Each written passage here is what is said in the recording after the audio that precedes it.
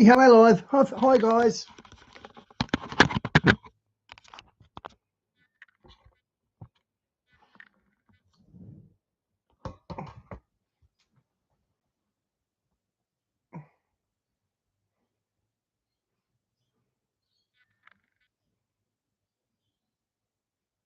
Tonight, it is always exciting. Good evening, everybody. Thank you so much for coming out and spending time with the two witnesses show tonight.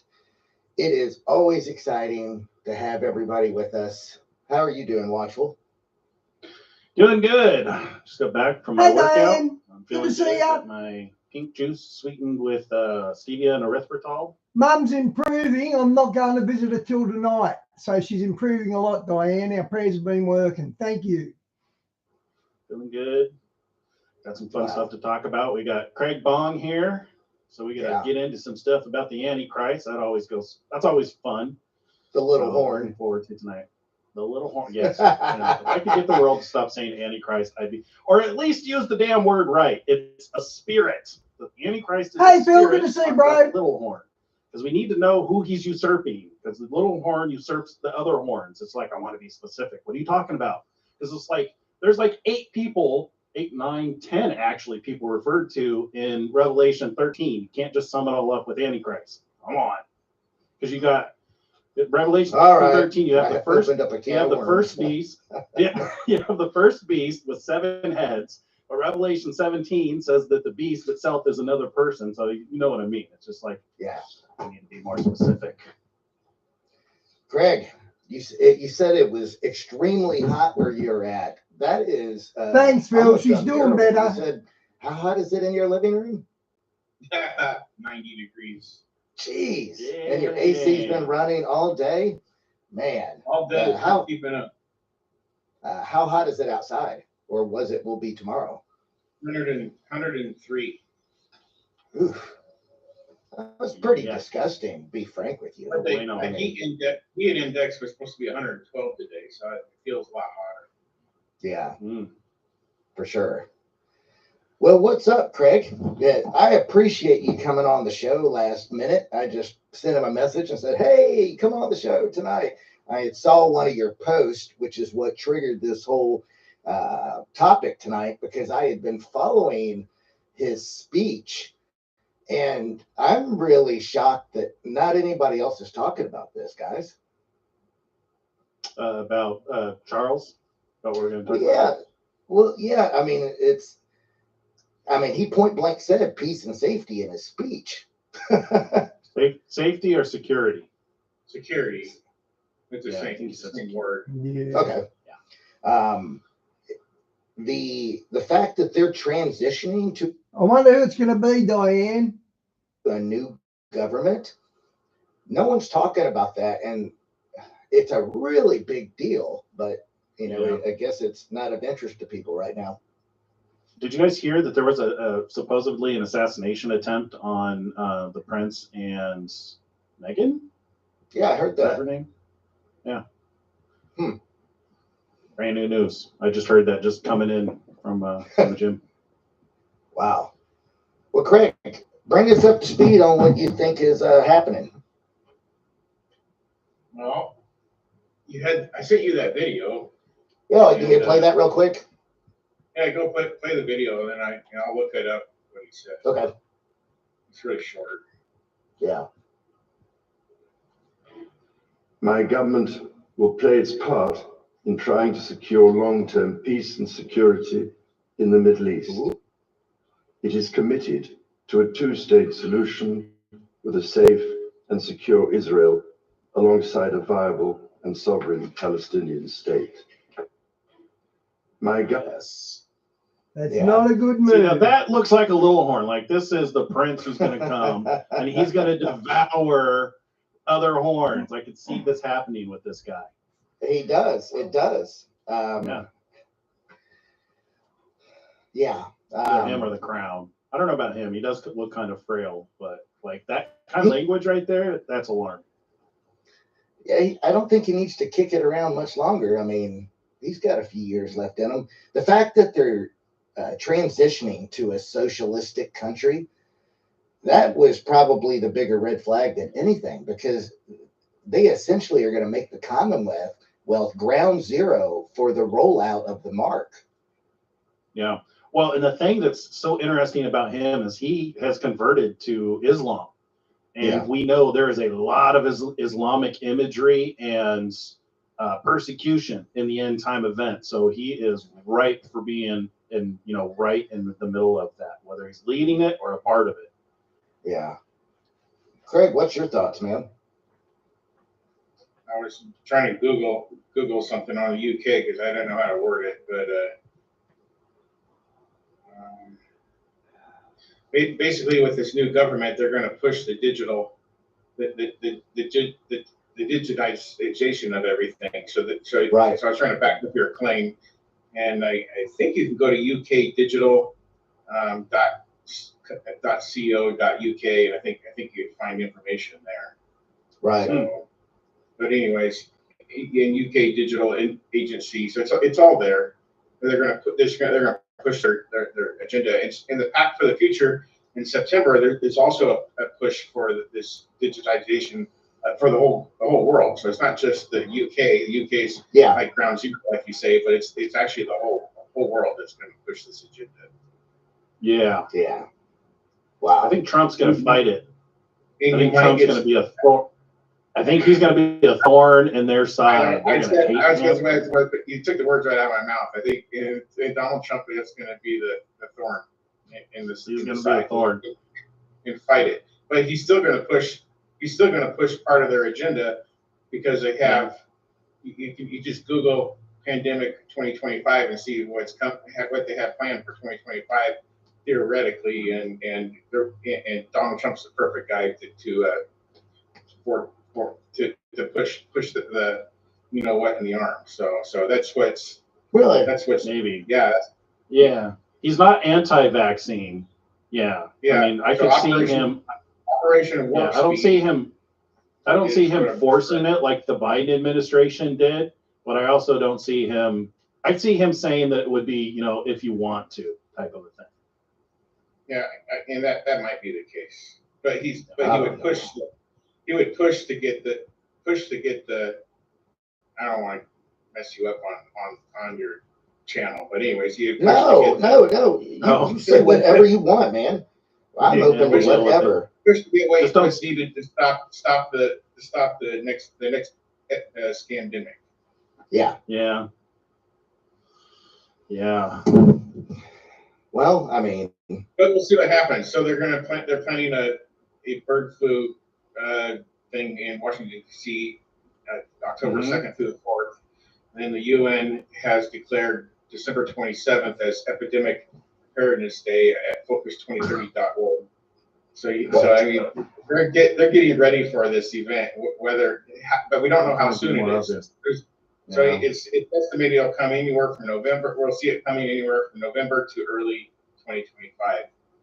That's just estimates. We really don't know. Yeah, they've been planting the seeds. Yep. Yeah. Yeah, we can see the system. I almost wonder if there's somebody we haven't been introduced to yet. Like, I'm thinking of the imagery of the little horn. I mean, like King. Oh, the two witnesses. We haven't been introduced to them yet. Charles really doesn't seem like a little horn. He seems kind of like a big old horn to me. Like, I'm wondering if there's not somebody that's going to rise up and like become this world leader who Charles is going to give his power and authority to, like his son. He can't do it. He's gonna hold the throne until his last day. He knows he has at least 7 years left because he has a 7-year plan that's all planned out with COP 29 to COP 35, and it's the business and reforms. So he has 7 years planned ahead of him, and he's not going to let go of his plan. He's been working for the last 52 plus years, 53 years, to push this agenda, this communist agenda through. It used to be called Agenda 21, and it was changed to the Millennium Development Goals. So it's a plan for 1,000 years, and now it's Agenda 30. So and now we have a pact for the future coming, which is their end goal to this whole push.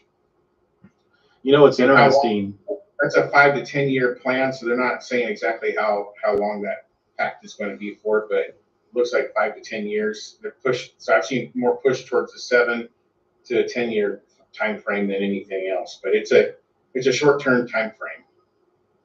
You know what's interesting is the devil seems to do the most damage with people who have how do I say this? Like with Biden, it was dementia, and Charles, it looks like he's got something serious going on. It's almost like these people they're trying to make their last dying like impact on the world, and they just are like destroying everything doing it. Almost seems like a key feature Hey of the devil. Talia, good to see you. The Pope too. The Pope is like, it looks like he's been on his last legs for years, and the news always says, oh, he's in the hospital and this and that, and he's still pushing his agenda all the way to the very end, saying he could live another 7 or 8 years too.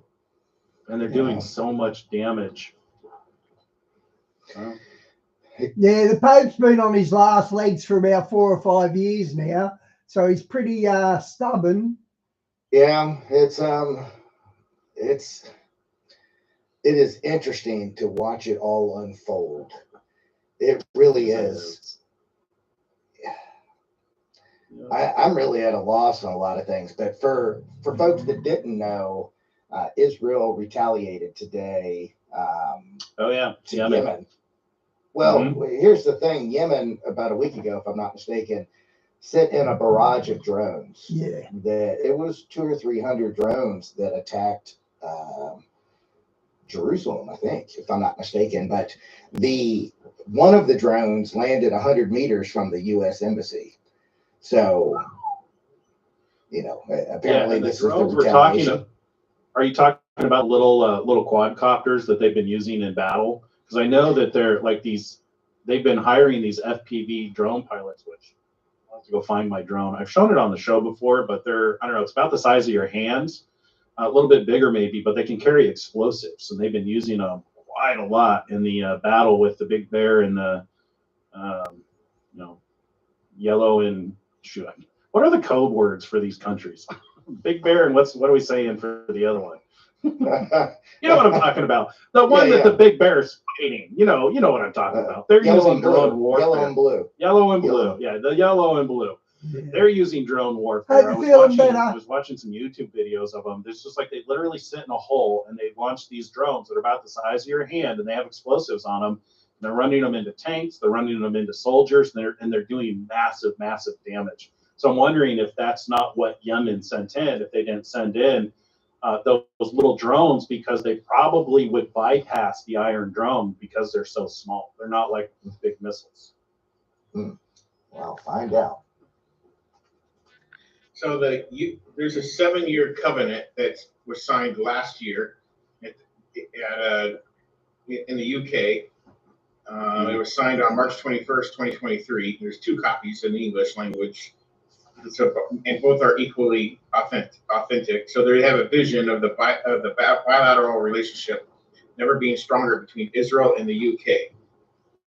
It says the 2 countries complement each other's strengths as freedom-loving, innovative, and thriving democracies. Israel and the UK are proud of our deep and historic, so that's a key word, historic partnership. We are firm friends and natural allies. So in November of 2021. Well, it was England and they'd done the Balfour Agreement, which brought the land of Israel into existence. So England has got close ties to Israel. I didn't realise that. The British government and the Israeli government signed a memorandum of understanding. And you can probably look that up. It's the government.uk publication, UK Israel Strategic Partnership Memorandum of Understanding. And it elevates the UK-Israel bilateral relationship to a strategic partnership. So there's something really big coming between that the UK is pushing, and they want to, and the key is to get it pushed in towards the end of this year. The whole world wants peace by the end of the year, especially they're gonna sign the document September 23rd at the UN General Assembly called the Pact for the Future, and it's an enforcement of peace. Peace has to be enforced on the whole world with this signing of the pact. So the UK is behind that. The Pope is behind this event, and King Charles is behind this event. Man, I was just listening to Trump's rally in Michigan, which, man, can you imagine doing a rally 7 days after an assassination attempt? I mean, like that guy has got some cojones. Yeah. But during the rally, he was talking about, he's different listening to him talk, but at the same time, he's also there's also a lot of things that are the same. So he was talking about like, why he's a president of peace. It's just like, he doesn't want people to die. So it's just like, why can't you make friends with people? Why can't you negotiate peace? Why do you always have to go into war and battle? But it's like you can see that the world is so hell bent on war. I don't know if his tactics are going to work this time around, because the first time around he was able to leverage a lot more, saying, "Look, we're going to put 100% tariff, or we're going to say, we've got more bombs and missiles than you." He had a lot more leverage. I think the current administration has destroyed so much of our strength that I don't know if he's going to The have current administration has given away your armory. They've given it all to Ukraine. that same leverage the second time around, There's no because ammo. our dollar is losing value. So he's gonna have a much harder time actually, saying, look, we're gonna put tariffs on stuff if you don't give us what we want. I think people might start calling him out, and there's probably going to be a lot more conflict this time around. So it'll be interesting to see how things go. I know, they have this conference, the Peace and Safety Conference. Isn't that September 23rd? 20 September something? 23rd. One of the headlines is peace and security. So that's part of the agreement. Yeah. Worldwide peace and security. And we Hi, I was know that never when here. they Good say to see peace ya. and safety, then sudden destruction. I'm curious who's the first one to hit the button. You know what I mean? Is it going to be Trump, or is it going to be another nation? Yeah. So there's another interesting being that we're talking about Trump. The UK joins Israel in acknowledging the historic significance of the Abraham Accords. And so basically, the UK is going to hijack the Abraham Accords and make it their own and make it stronger, Yeah. which have the potential to enable profound advancements for security, coexistence, prosperity, and peace for the region and its peoples. The UK will work with Israel to both deepen and expand these developments and build upon the progress of the historic Negev Summit in March 2022 to explore opportunities for regional cooperation and development and coordination with the emerging regional architecture of both security, keyword again, and civilian spheres. So basically, they're going to take this covenant and try to make it greater before Donald Trump gets in office. I think things are going to be very interesting every day. Every day for the rest of the year. I think so. Yeah. I mean, this is how I start out my day. I'm going to show you how I start out my day. I go take my phone right here and I go, Siri, how many days until December 31st? And she'll answer. Wow. So we have 164 days to go of excitement. Wow. Yeah. It's every day. Every day I check. Trump ended his conference. Well, not his conference. The RNC. That was epic. He ended it with that song from The Sum of All Fears, where essentially the deep state was all executed. That was a bold statement. And then the next day, they shut it all down. I'm truly surprised we still have internet. Seriously. You know what? Maybe I should order Starlink as a third backup, because Elon seems to be like a major backbone in the tribulation. Yeah, I mean, guys, it's their biggest problem right now is information is spreading at the speed of light. Is essentially what it is. I mean, for the future, they want to suppress the information. Yeah. So my theory is towards the end of this year, we're going to see a very strong pushback against our misinformation. Misinformation is being that you're a Christian and you're putting information out. But anyways, we're going to be enemies. We're going to be a strong target against with those people that are pushing Agenda 2030. So anybody Yeah. that speaks out like you and I are gonna, there's a good chance our channels are shut down. Yeah. I don't know. I have a I bet Trump doesn't get into power and that causes civil war. I bet that's the way this is going.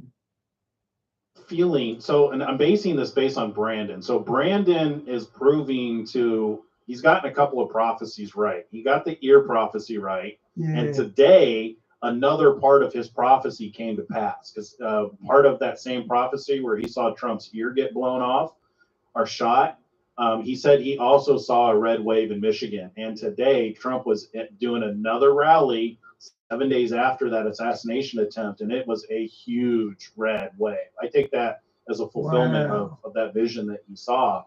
And I bring that up because he has some very specific visions that he's seen regarding this year and the tribulation. And during that whole time, it's going to be a struggle, but it seems like we still have like communication, and it's just that we're dealing with a lot of division and conflict during that time. I said that yesterday, didn't I, guys? I wonder if this outage had anything to do with something sinister, that it was more than just an accident. I said that yesterday. So I think we're still probably going to have access to internet, and I'm wondering if Elon doesn't really play a big role in that, because we know he has Starlink. So I guess it depends on how they attack the infrastructure and where you're at, is what I would assume based on what we've seen from like the prophets. Well, you know what? You know what I saw that. Only plants deny that Trump is the Antichrist. Oh man, I don't know how you can look at good and call it evil. But that's just. Yeah. You know, I will say this.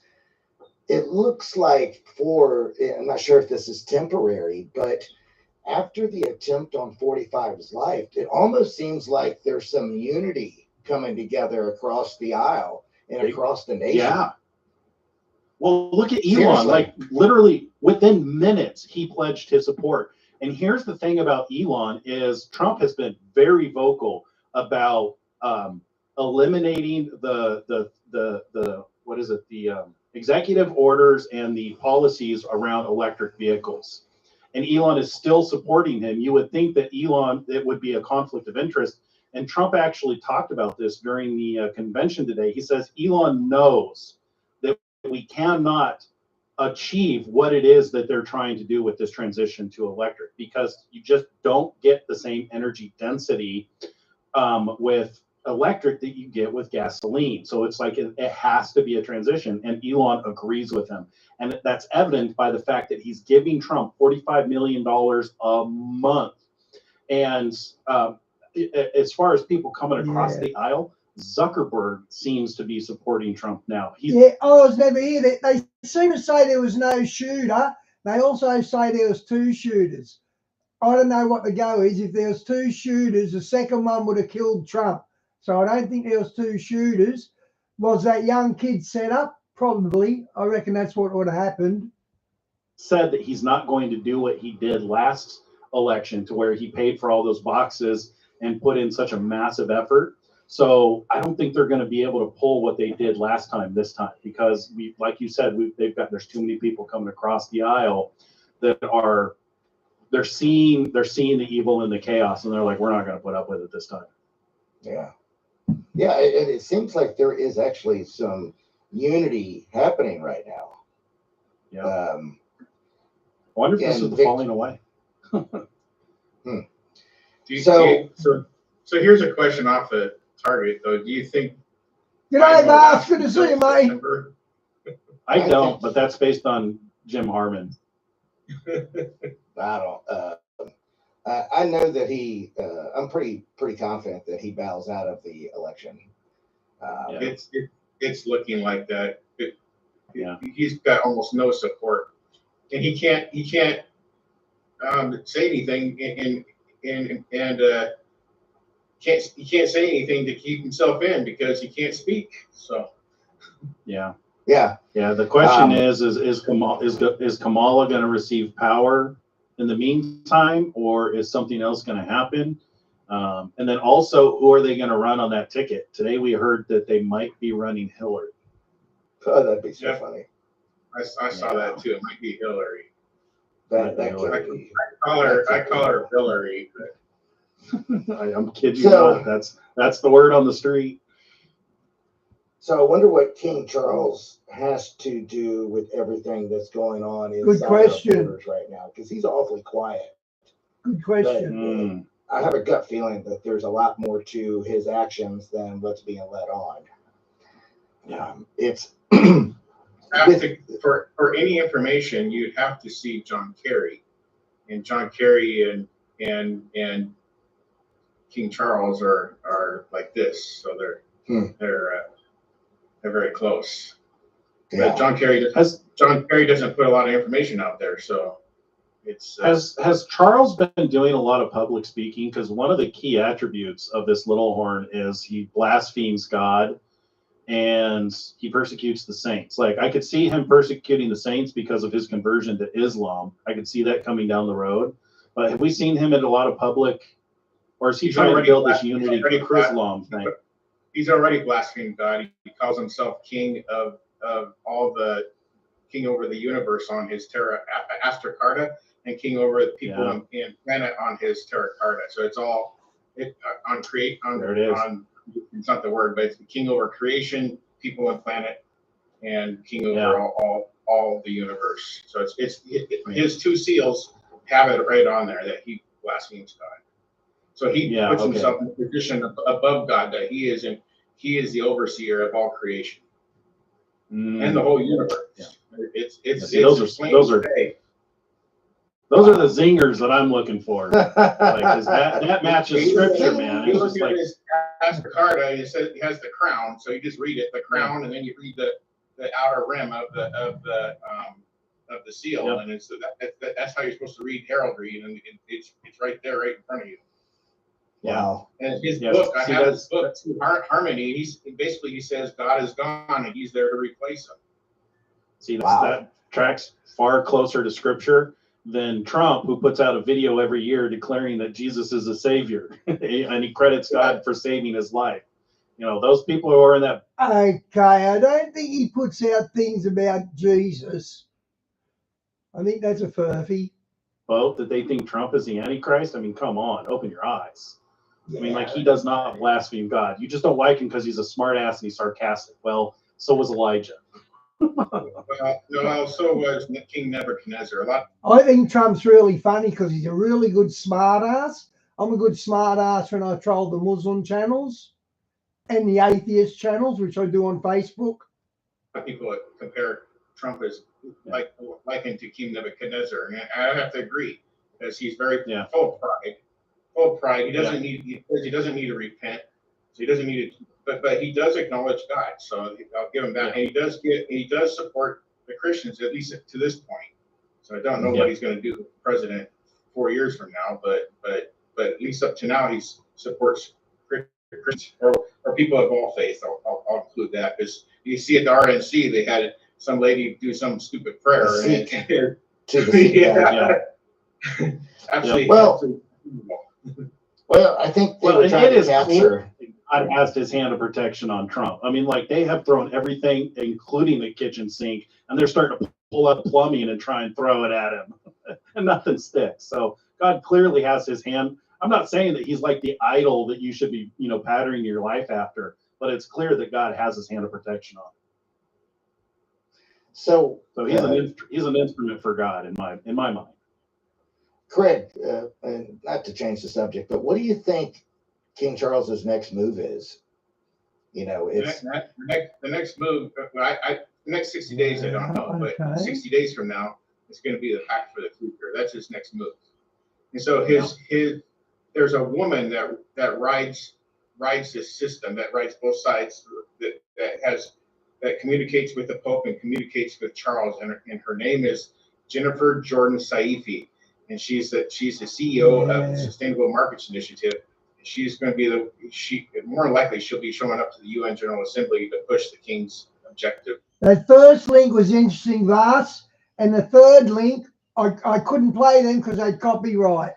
Because it sounds like interesting. What it was interesting what you posted, but I can't play it because it's National Geographic and they'll be copyrighted. At that assembly. Hmm. So you can actually say a woman rides the beast. There's actual woman that rides the beast, even though technically it's not, doesn't have to do anything with a woman riding the beast in scripture, but we have that imagery right in front of us, that there's a woman that's pushing this beast system.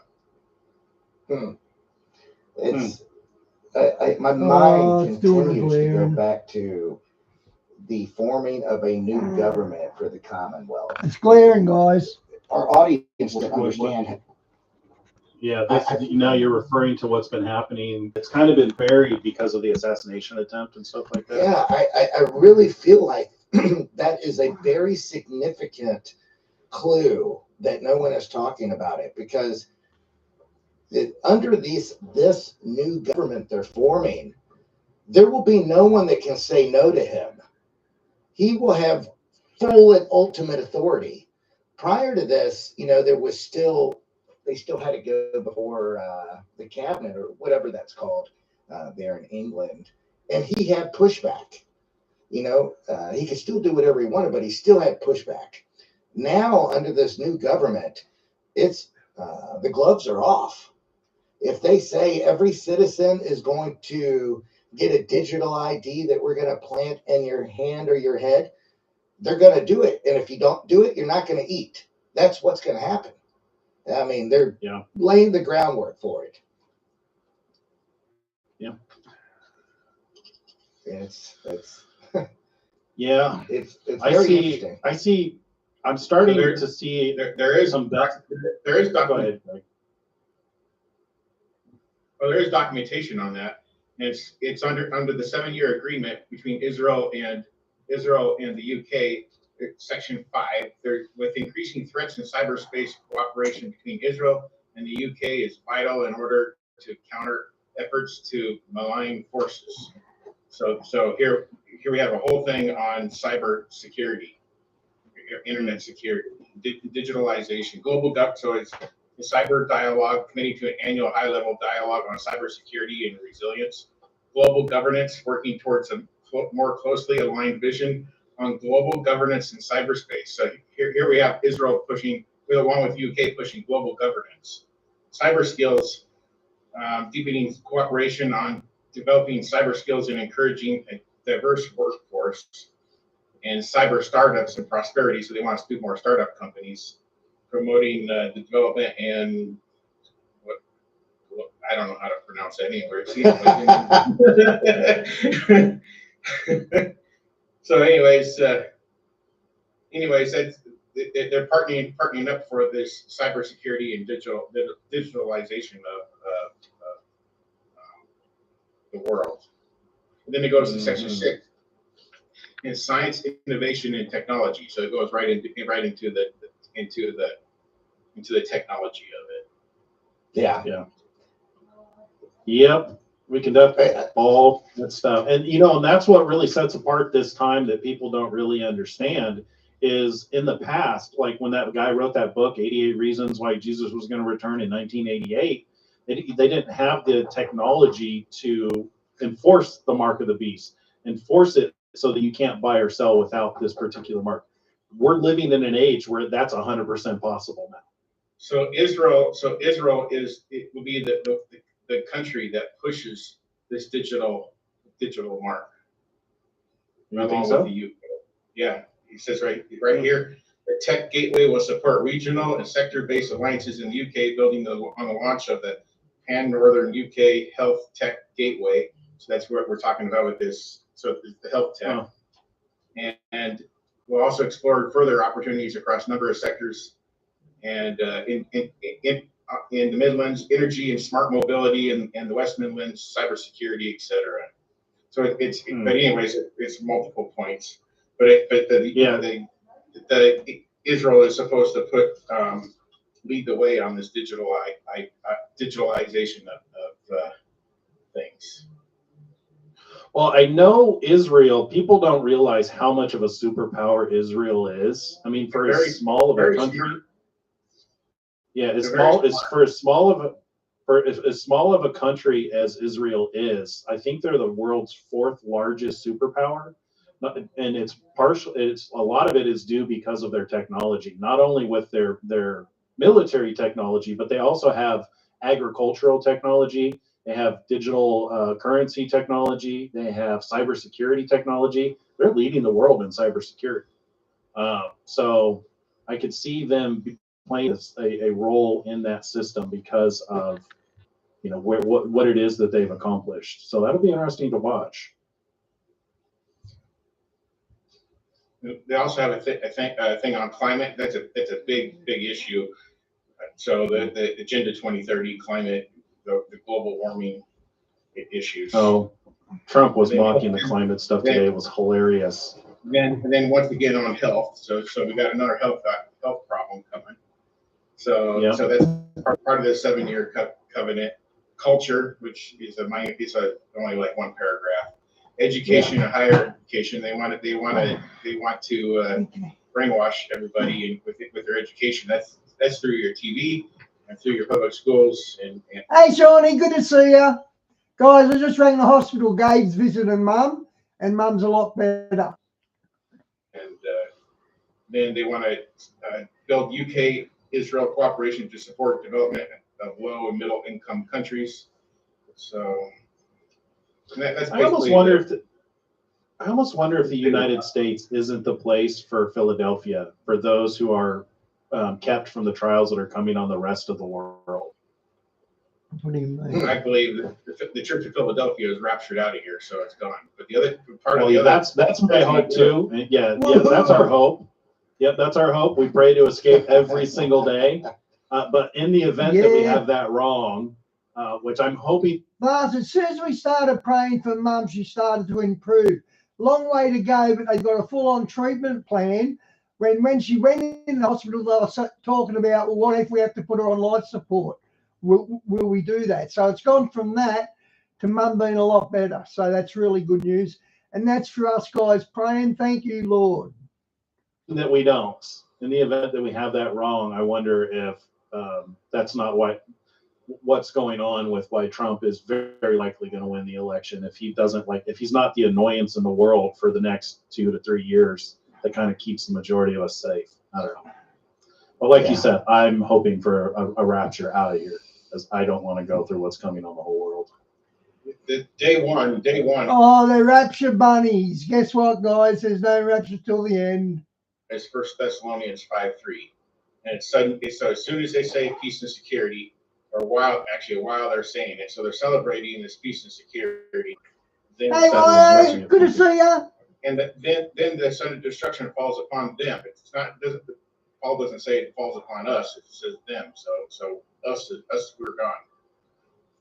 And then Revelation 6:2 concerning the Antichrist, he had previously been given a bow. The bow, it means rainbow or ribbon, and then he's been previously been given a crown. So you can narrow who the Antichrist is just in Revelation 6:2, because the only person on earth today been given a bow is King Charles in January of 2020. He was given a crown in May of 2023. And he's the only person in the world given a coronation, and the only person that was given an anointing to be king of Israel. Hey, Christopher, I just sent you a link to a YouTube video. It's a short. Play that video because it's really interesting. This guy goes through and talks about how the world would collapse if you were the last person on Earth. And I think it's really indicative. Let's say you wake up tomorrow and you can't find anyone, and I mean anyone, every. Hit pause. So in the event that there is a rapture, the world would suffer sudden destruction, and it would take a period of time to recover. Yeah. And I think this guy illustrates it with how he explains what happens. Well, the first time I read the book of Revelations from front to back, and I'd done that years ago, I come to the understanding that we're here till the Battle of Armageddon. So there is no rapture until Armageddon. That's what I read without any influence of anyone else. That's the thing I come up with on my own. Oh, wow.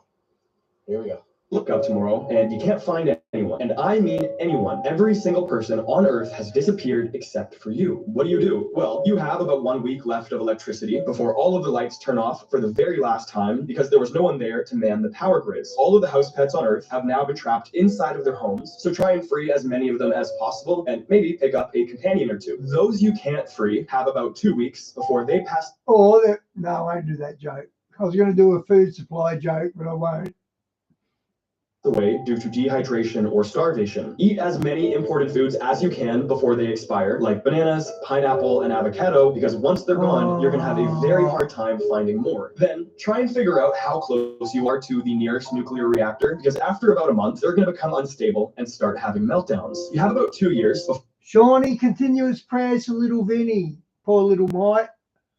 Before all of the fuel expires. So I would recommend getting in a car and driving to wherever you want to set yourself up for the long term. After about a year, the cities will start to be reclaimed by nature, making your surroundings a lot greener. But watch your head, because it's around this time where satellites will start falling back to Earth. Let's say you wake up tomorrow and you can't find anyone. And I mean, there you go.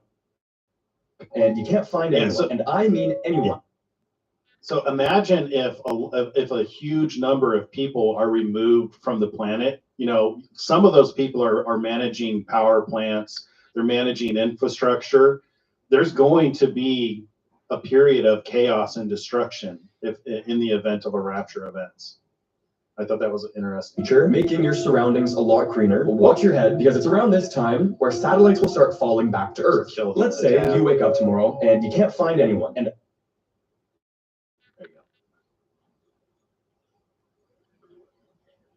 Okay. Can't hear you. Are you talking? No. Can't hear you. Yeah, I muted myself. Sorry. I had to run out there to make my daughter macaroni, and I always mute when I go off. You never know. Kids could have a meltdown in the meantime. That's interesting about the nuclear reactors, and that is so true. Wow. As soon as no one is not manning them, they will melt down. That is nuts. Yep. I forgot about that. And it's true. Yeah. And those fuel rods, you know, they'll keep burning. Yeah. They'll burn into the core. Yeah. Can you? That puts a whole new perspective on the Great Tribulation. If a lot of the knowledge to maintain, you know, what we have in the world today is just suddenly removed, and those who are left behind have to like figure out how to like grow food, you know, get resources. You know, they're going to get a sudden lesson in living without electricity in some areas. I mean, That's why you have the horses of the apocalypse, and one of the horses that it brings about great inflation, because you're going to have a total lack of food worldwide. You have a lot of the conservatives or Christians are farmers, and so when the farmers are gone, how the store's going to get their food? Well, yeah, I mean, you can see it right now. They are dismantling the global food supply right before our eyes.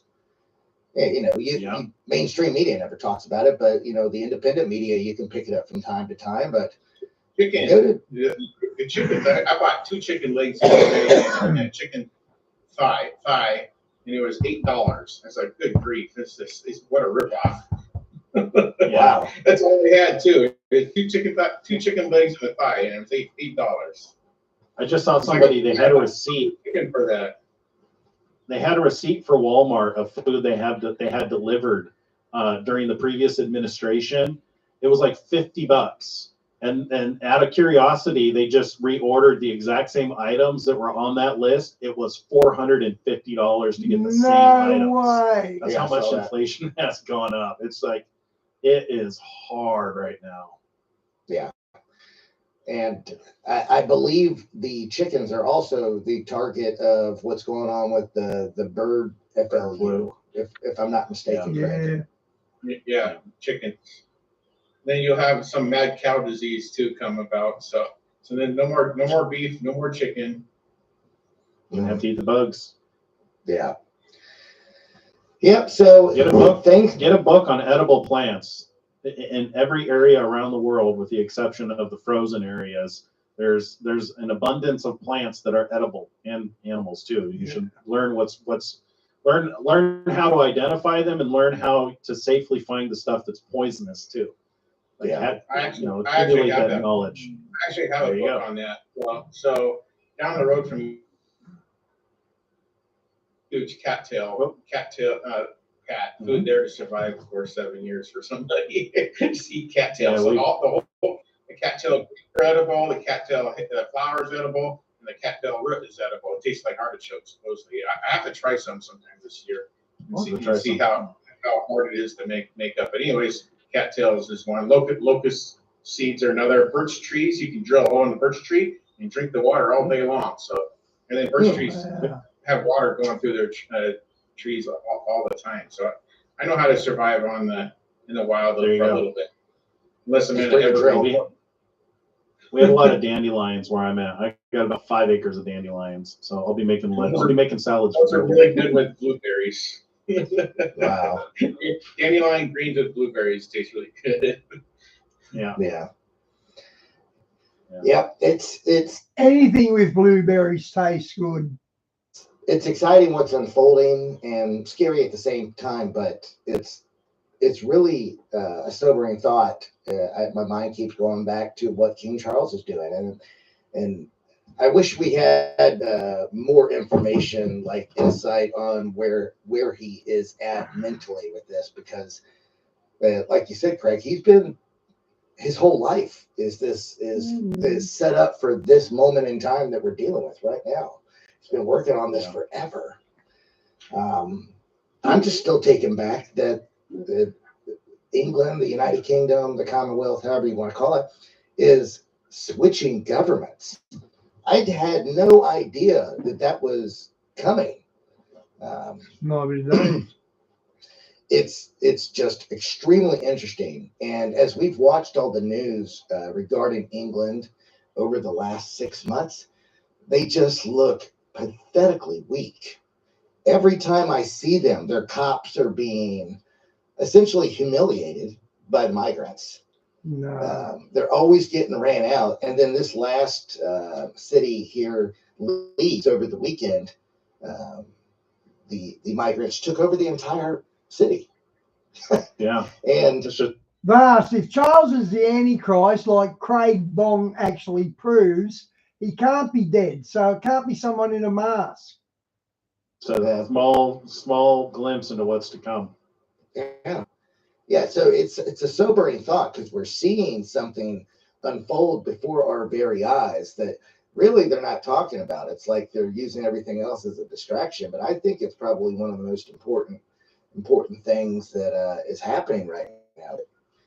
Maybe I got it wrong, because no one else. I don't think anyone else is on that train of how serious it is, except you guys. I mean, I get it, but no one else really. I don't really see anybody else talking about this. I spelled berries wrong. Hey, Craig, do you feel like taking some questions? Can I put up a thing for people to ask you some questions? Sure, if I can answer them. I'll state this too. It says 3 months on from Starmer's ascension to labor leadership, we now have a better idea of how he wants to lead what is still officially called Her Majesty's Most Loyal Opposition. That's pretty interesting. So he's Marxist, communist, and it's what King Charles wants. Yeah, sounds like a tribulation to me.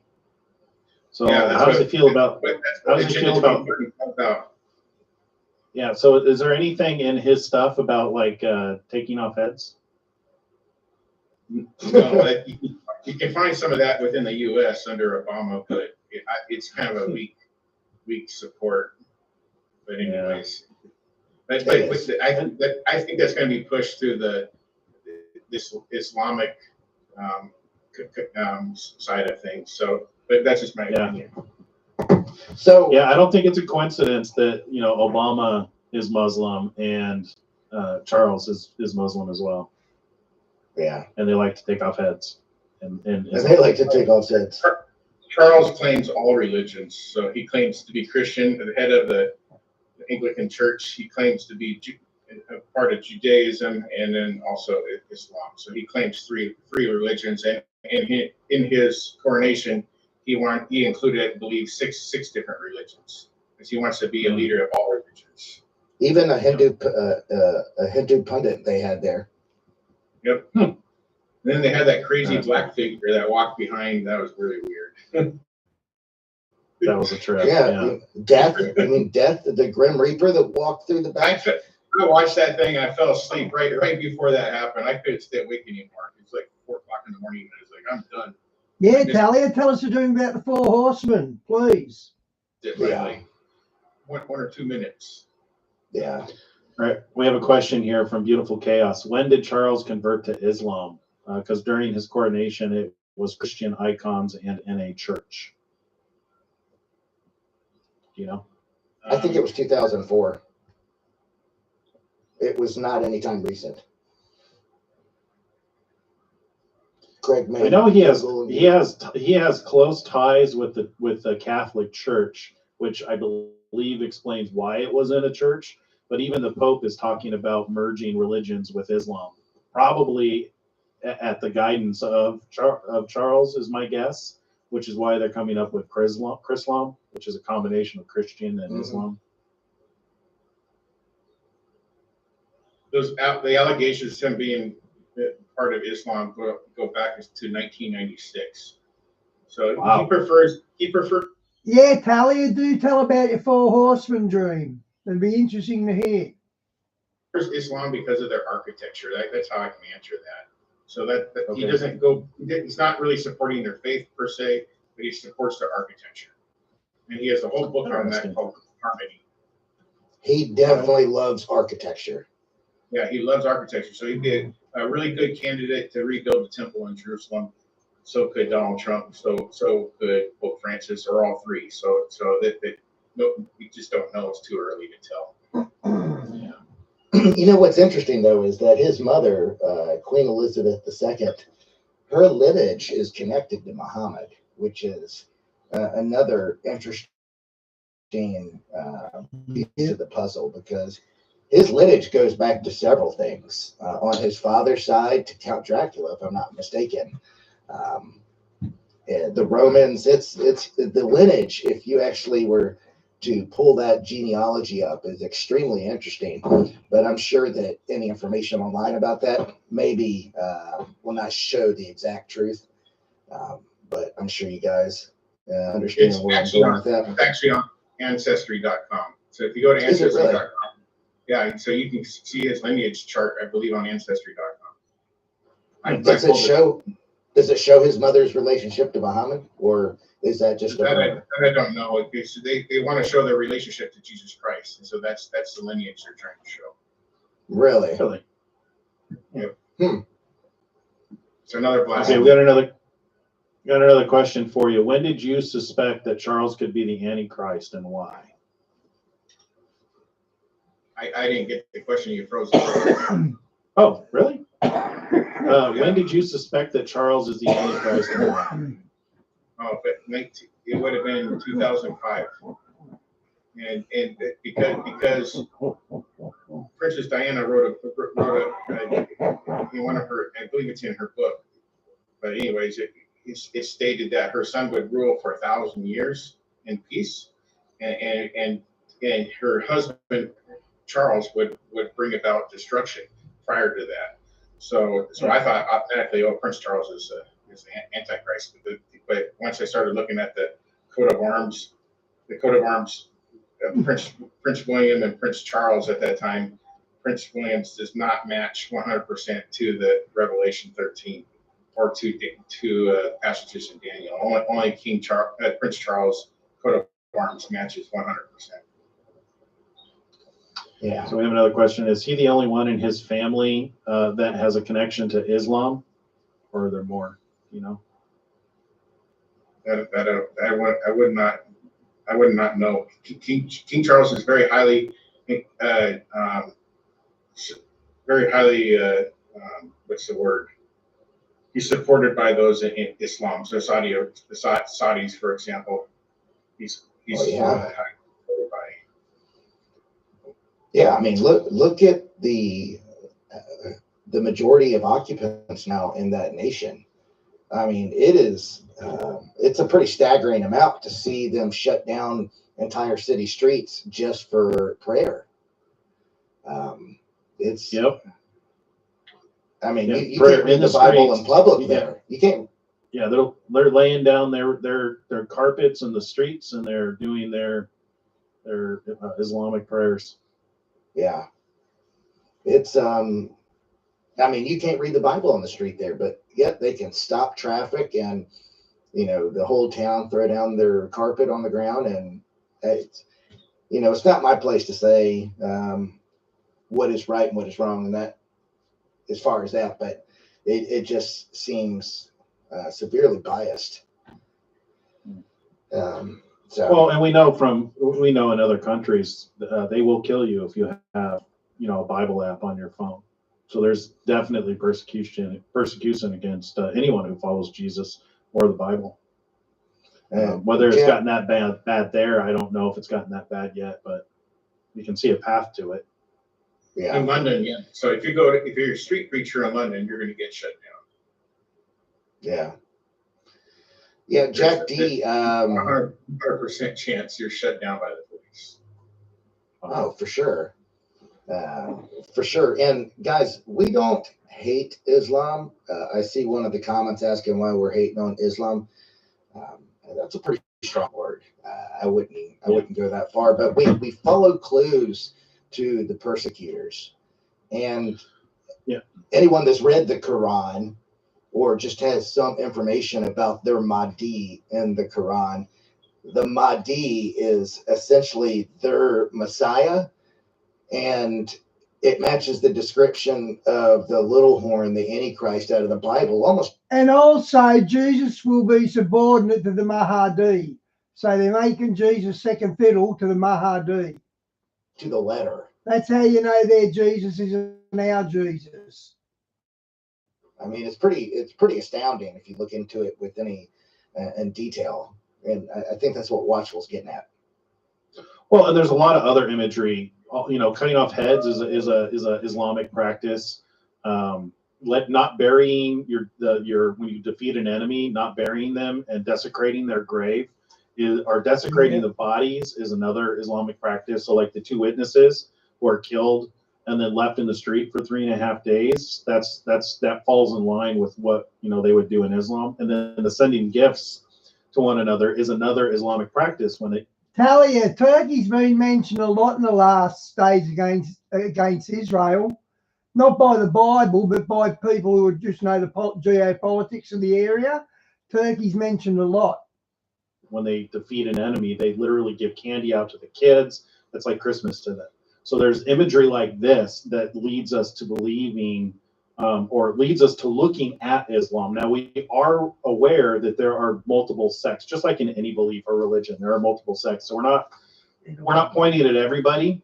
It's those who believe so strongly or who are convicted so strongly that they would kill somebody who doesn't agree with them. Those are the ones that we're condemning. And that is not all Muslims. There are Shiites, there's Sunni and the Shiites, so there are those who are peaceful and, they're probably. If they're peaceful, they're not good Muslims because they're supposed to get out there and cause jihad. You don't fall in that category. And I imagine that they're going to be faced with a choice to choose between converting over to those who would kill and refusing to do that. I imagine that's coming on the entire world. People are going to be faced with it. Talia, their prime minister is Erdogan, and apparently he's a type of antichrist, not the antichrist, but he's a dictator that's going to sort of do that sort of stuff. That's what they're saying, and it makes sense what they're saying. So it's not like we're condemning the people. We're condemning those who would kill. Well, let me clarify something. We can't say something in the chat real quick. We can't say it's solely Islam that's going to push it either. There's going to be other groups that push it as well. It could be either white supremacists that push it as well. So yep. I mean, there's a wide variety of platforms it's probably going to be pushed on. Yeah, let me correct someone in the comments, Jack D. No, the Islamic faith does not think Jesus is the Savior. No. Shawnee, there you go. Satan was in the Church of Pergamon. which was in Turkey. There you go. I knew Turkey had something to do with the bad stuff. They believe Jesus is a man. They believe that Jesus walked this earth. They even believe that he was a prophet, but they deny that he was killed on the cross and raised from the dead. Now, how Jesus ties into the Islamic culture and the apocalyptic part of their Quran is that he will assist their Messiah, which is the Mahdi. So, yes, Jesus is involved in the Islamic as a subordinate to the Mahdi, which isn't scripture. Faith. And it is said by them that when Jesus returns, or however he ascends, that he lets all the Christian community know that he is not the Son of God. And he lets the entire world know that the Mahdi is the Messiah. So, Jack D, when you comment, make sure you have your facts straight before misleading the folks in the group. All right, that's all I had to say. Ready for another question? Sure. Do you believe the woman riding the dragon is the Catholic Church because they have persecuted the saints? Okay, I've never considered that question, but I'd be okay with yes, that's the Catholic Church. I'd be okay with that. Yes, I would say yes, but there's a lot of similarities to other things too. So the woman that rides the beast is actually seen. You can actually Google it, and it's Europa that rides the wild beast in Europe. So you have that imagery already in Europe. But yes, the woman that rides the beast would be the Catholic Church. Okay. All right, here's the next question. Where do you feel that we are in the timeline of tribulation? Okay, I think we're heading into tribulation next year. I think we're in the very last stage of the time of sorrows, and we're just about to hit the big time. We haven't got there yet, but we're almost there. Like almost. I'm not gonna say what day, but it's literally days away. We're hours away. So it could be 1 month out. It could be 6 months out. That's just how near we are. So we're very, very close. I'm on board with that. I think if we keep watching the Pact for the Future that's going to be signed September 22nd, 23rd, I think that's going to be a huge indicator of how much time we have left, because they're going to announce what time that pact is going to start and how long it's for. And then King Charles is, as a strategic partner to that event, will likely confirm it sometime thereafter. Yeah, it's based off where you think we are at. When should the two witnesses be showing up, based off of your perception? Okay, that's a great question, and I've got no answer to that. I have no idea when they're going to show up. I would say 2025. So we can safely say it's 2025 that they show up.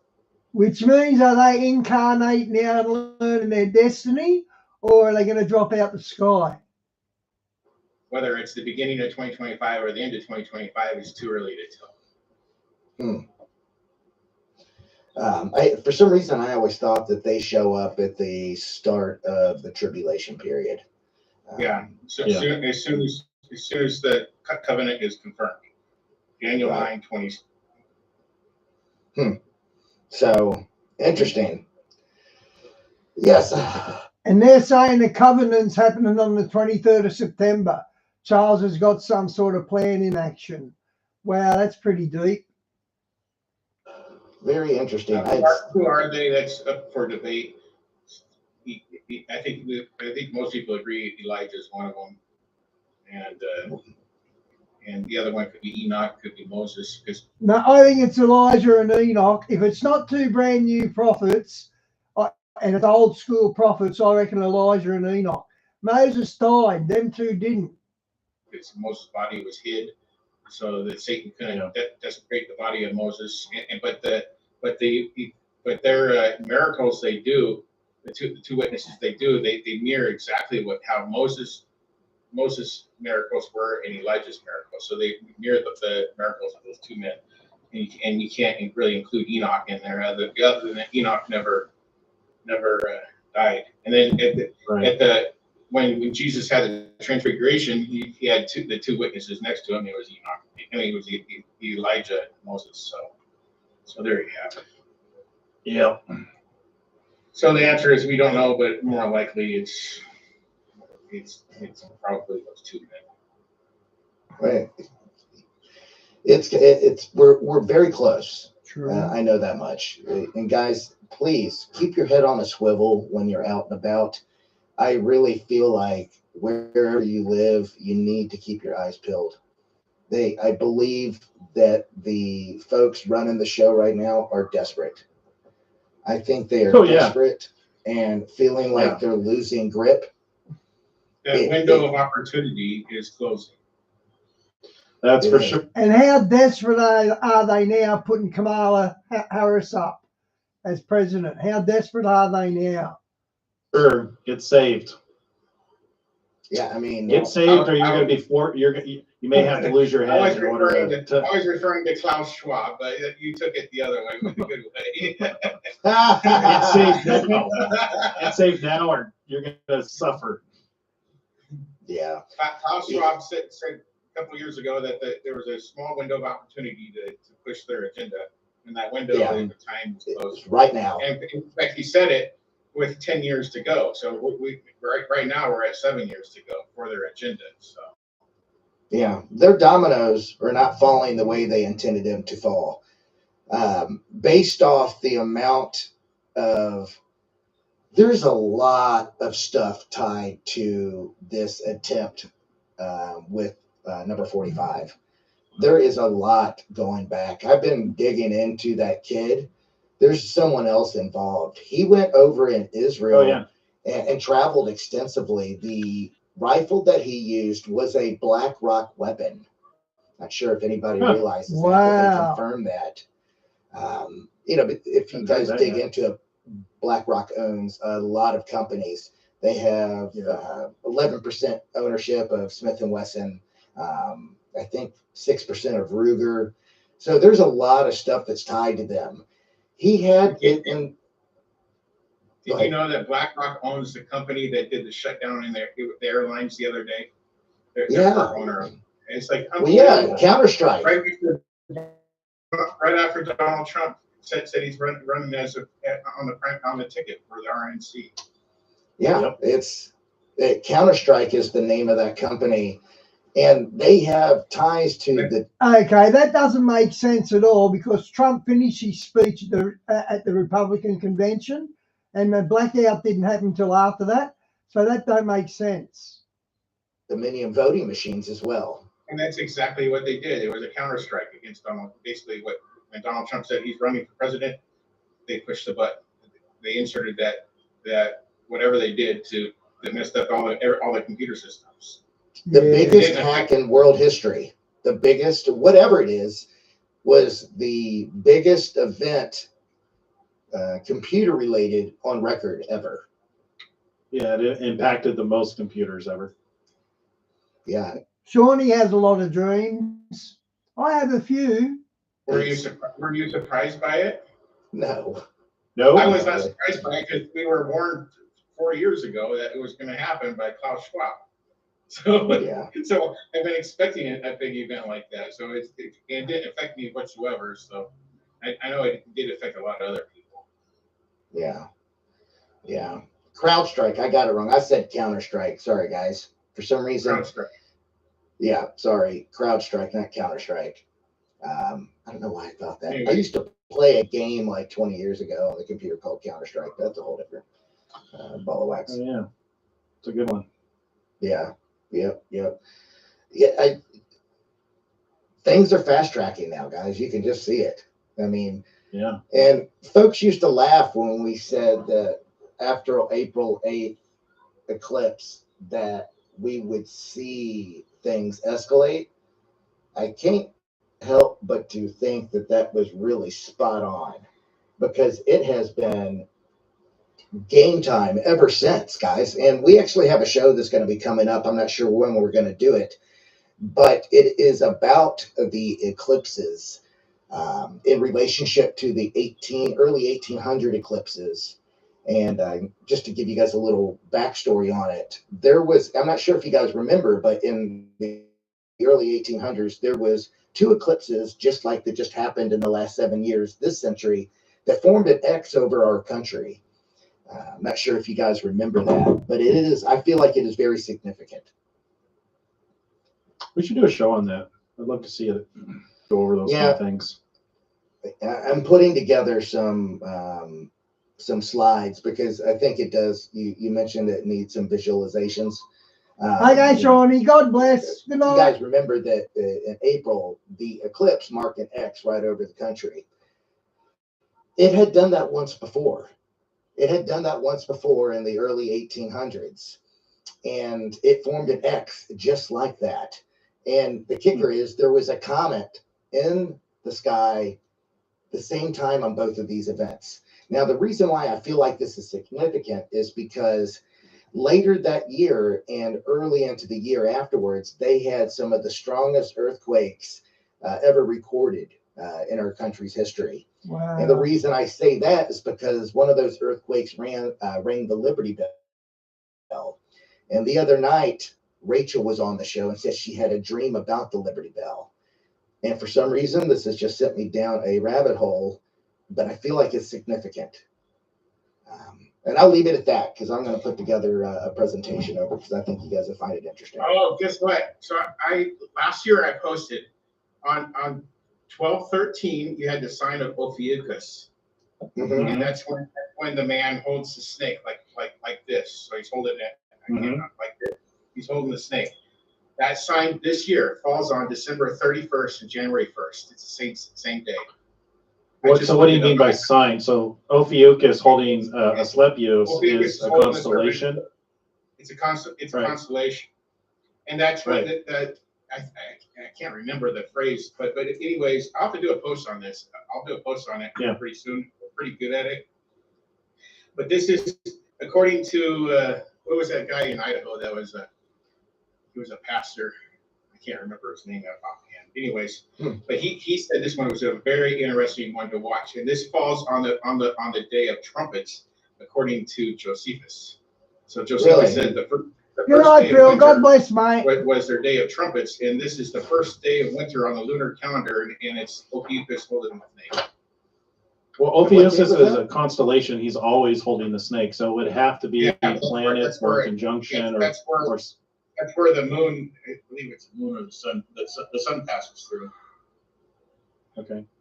Yeah, they go through his knee. They go through his leg or his knee, depending on the image that you look at. The same time frame as it was last year. I've been wanting to look at this. I just looked it up. It's like, holy moly, it's the same thing I saw last year. Same time. And what date did you say that falls on? According to, I think I have it over Israel, so it'd be 12/31. Every day of trumpets, according to this. Interesting.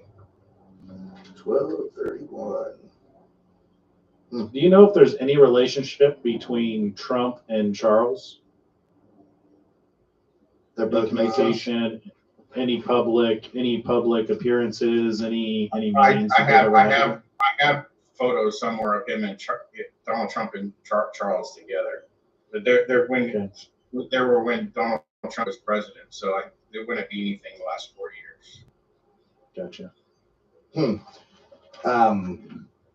Is it Anyways, true I'll do a post on it here relatively soon. I just look up last year's and change the date that this event happens in the sky and what it means.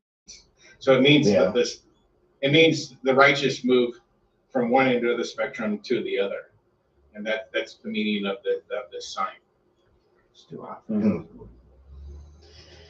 Yep. Bondi Baby says, starting another rabbit hole. What if Elvis returns as one of the 2 witnesses? Okay. I get it, guys. That's about as likely as JFK returning. I don't put a lot of stock in JFK returning. I'm kind of in the boat with Christian Widner to where it's probably somebody who's alive today who has the spirit of Moses and the spirit of Elijah. 2 guys. Yeah. That's where I'm at. Yeah. My mind keeps going to this eclipses again. I don't know why. Sometimes guys dig into it, because when we do this show on the eclipses from the early 1800s compared to the ones that happened this year and in 2017, it's worth looking into. There's a lot of similarities, and I'll tell you, there's a lot of value to be gained from looking at the stars. Now, Brandon had a vision about the assassination attempt. He's not the only one who was claiming that there was going to be an assassination attempt. We discovered that there were a lot of astrologists, a lot of these people who do the whole zodiac thing, to where it's just like, oh, today, because Jupiter and Venus are in alignment, you're going to, experience an increase in your love life or whatever. There were a lot of those people who have channels who were also saying that they were seeing in the stars that there was going to be an assassination attempt. Now, I'm not saying that like the pretended art that they push has value, but I do believe that the sun, moon, and stars mark sign, seasons, days, and years. And they spend so much time looking at these things that it's entirely possible that they got lucky and found out that maybe over the course of time I've thought about doing this, to where it's just like, look up the star alignments on the days that there was an assassination attempt. And if those same alignments happen on other assassinations, then you could go, hey, we've seen this before. Here we have this sign in the heavens that indicates that there might be another assassination attempt. I actually want to go do that. I want to go look at what the alignment was on the 13th and go look at like the same assassination attempt that was on Reagan and JFK and all these other people. I'll bet you there's a pattern. And I have a feeling that the astrology channels picked up on that, and that's probably why they were saying it looks like there's going to be an assassination attempt.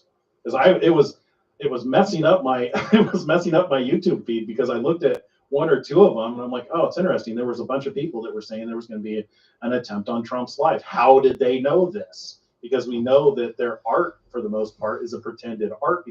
Okay, it's not a hard stretch to predict that they'll try and assassinate Trump. But that guy who predicted that it hit his ear, that's a different kettle of fish altogether. Because they focus on yourself. They don't focus on God. A lot of them are atheists.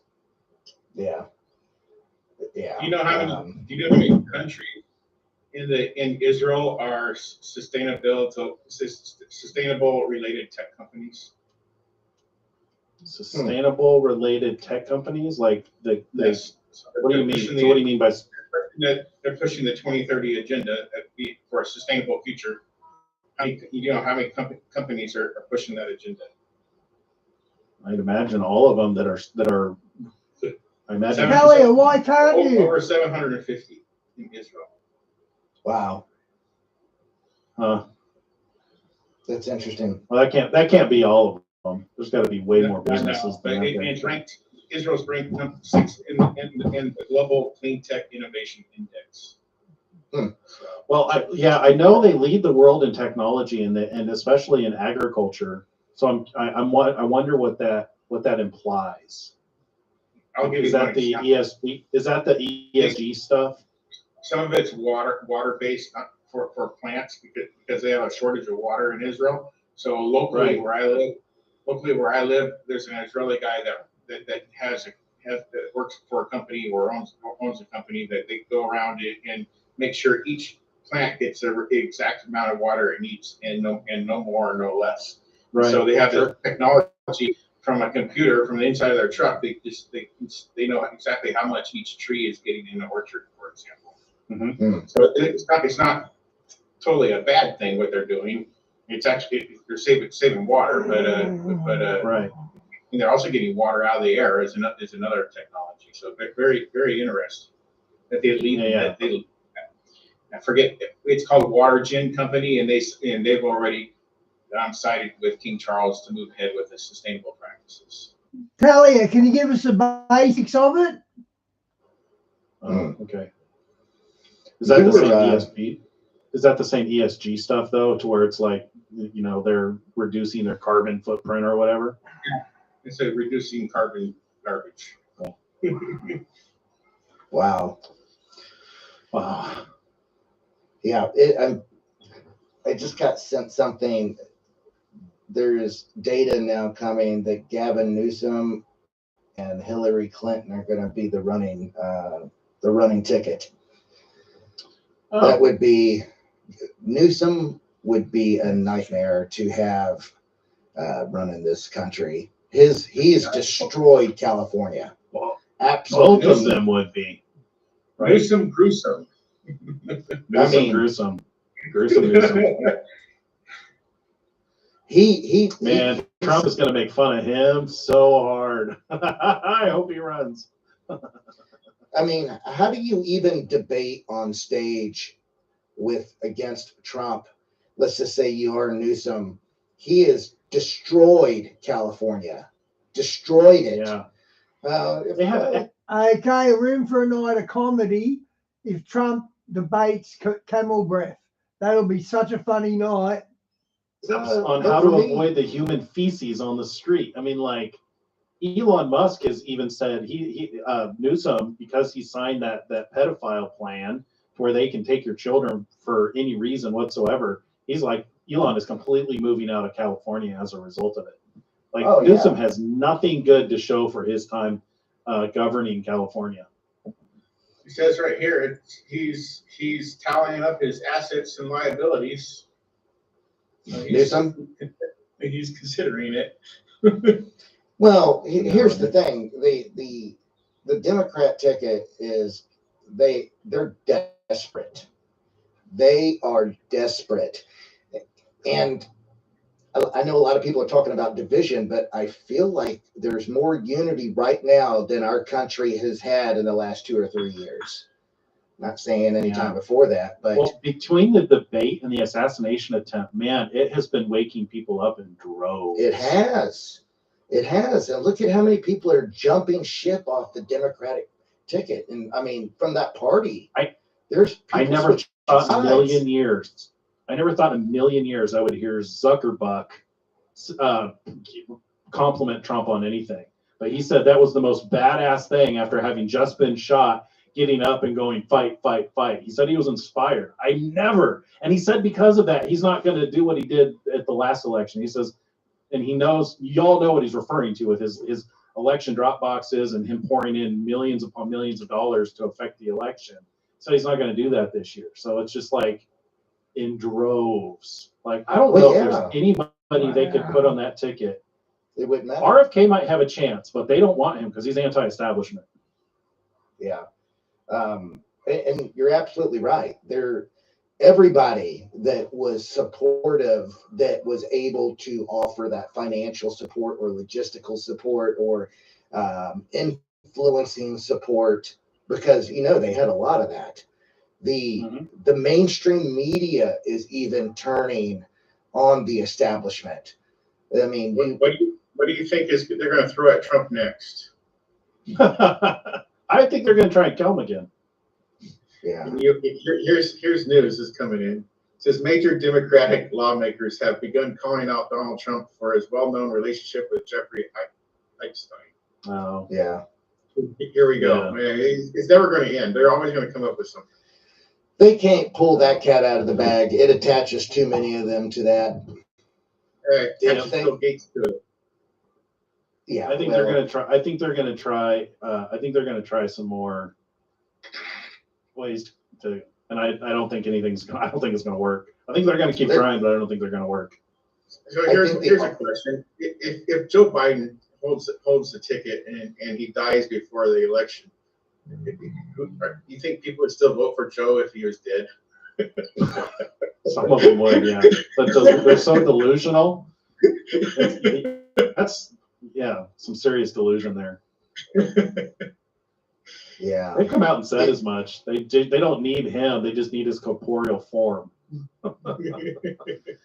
Yeah, and if you really ever want to get a good sense on how the country really feels about Joe, go read any one of his Twitter posts and just look in the comments.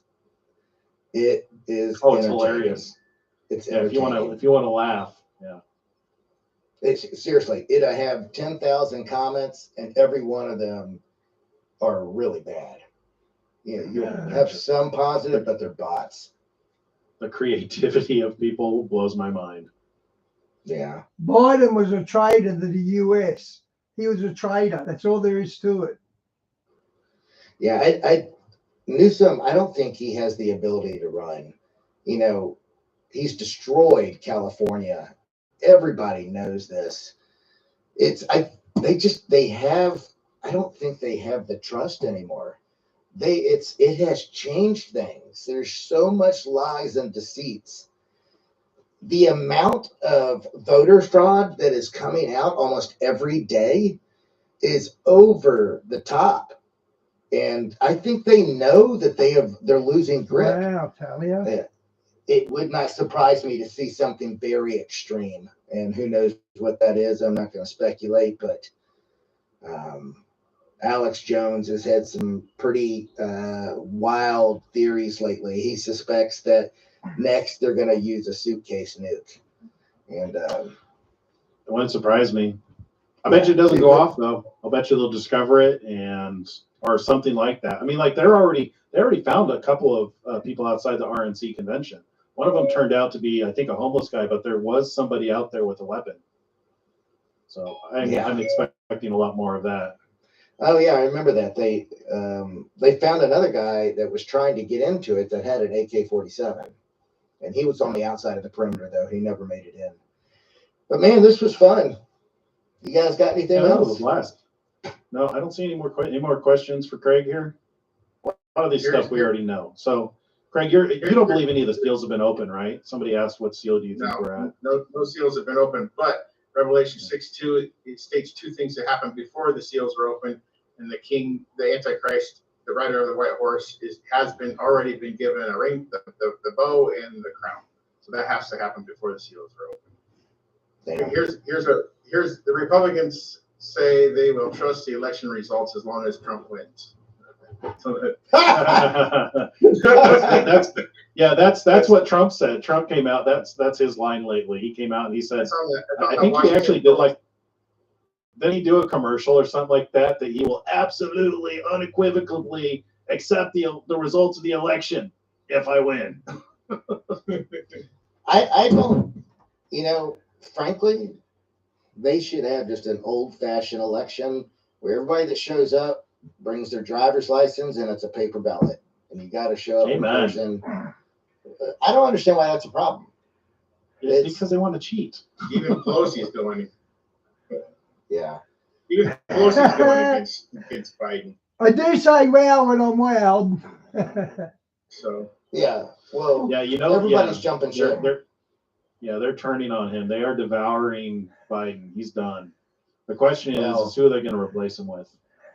Obama, I believe, is orchestrating everything behind the scenes as far as our little part of the world. And I saw that. Understand he is applying major pressure, and that number 46 is currently trying to figure out his exit plan, even though the White House on the record is. Talia, I saw something about that last night. The 7th of October was the Day of Abomination.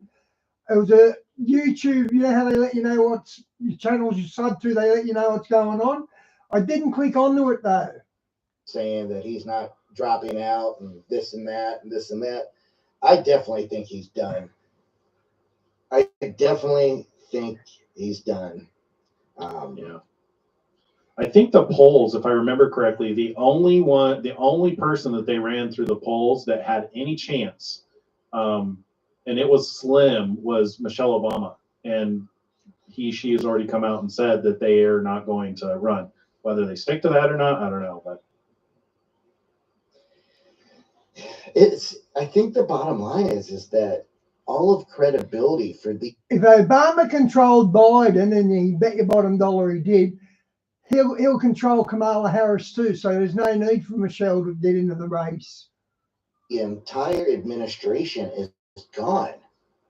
Yeah, it is gone, and it's only a matter of time before the hardcore evidence, where they're going to have to announce it on the record in front of everybody that there was more than one shooter. It's going to come out. Yeah, we're already seeing conclusive evidence that there was more than one shooter. You saw the audio analysis, right? Yeah, the audio analysis is key, guys, because with every shot, It is just like a thunder and lightning. So guys, that you understand the concept. When the lightning flashes and then you hear the thunder 2 or 3 seconds later, there's basically for each second there's a mile gap, if I'm not mistaken.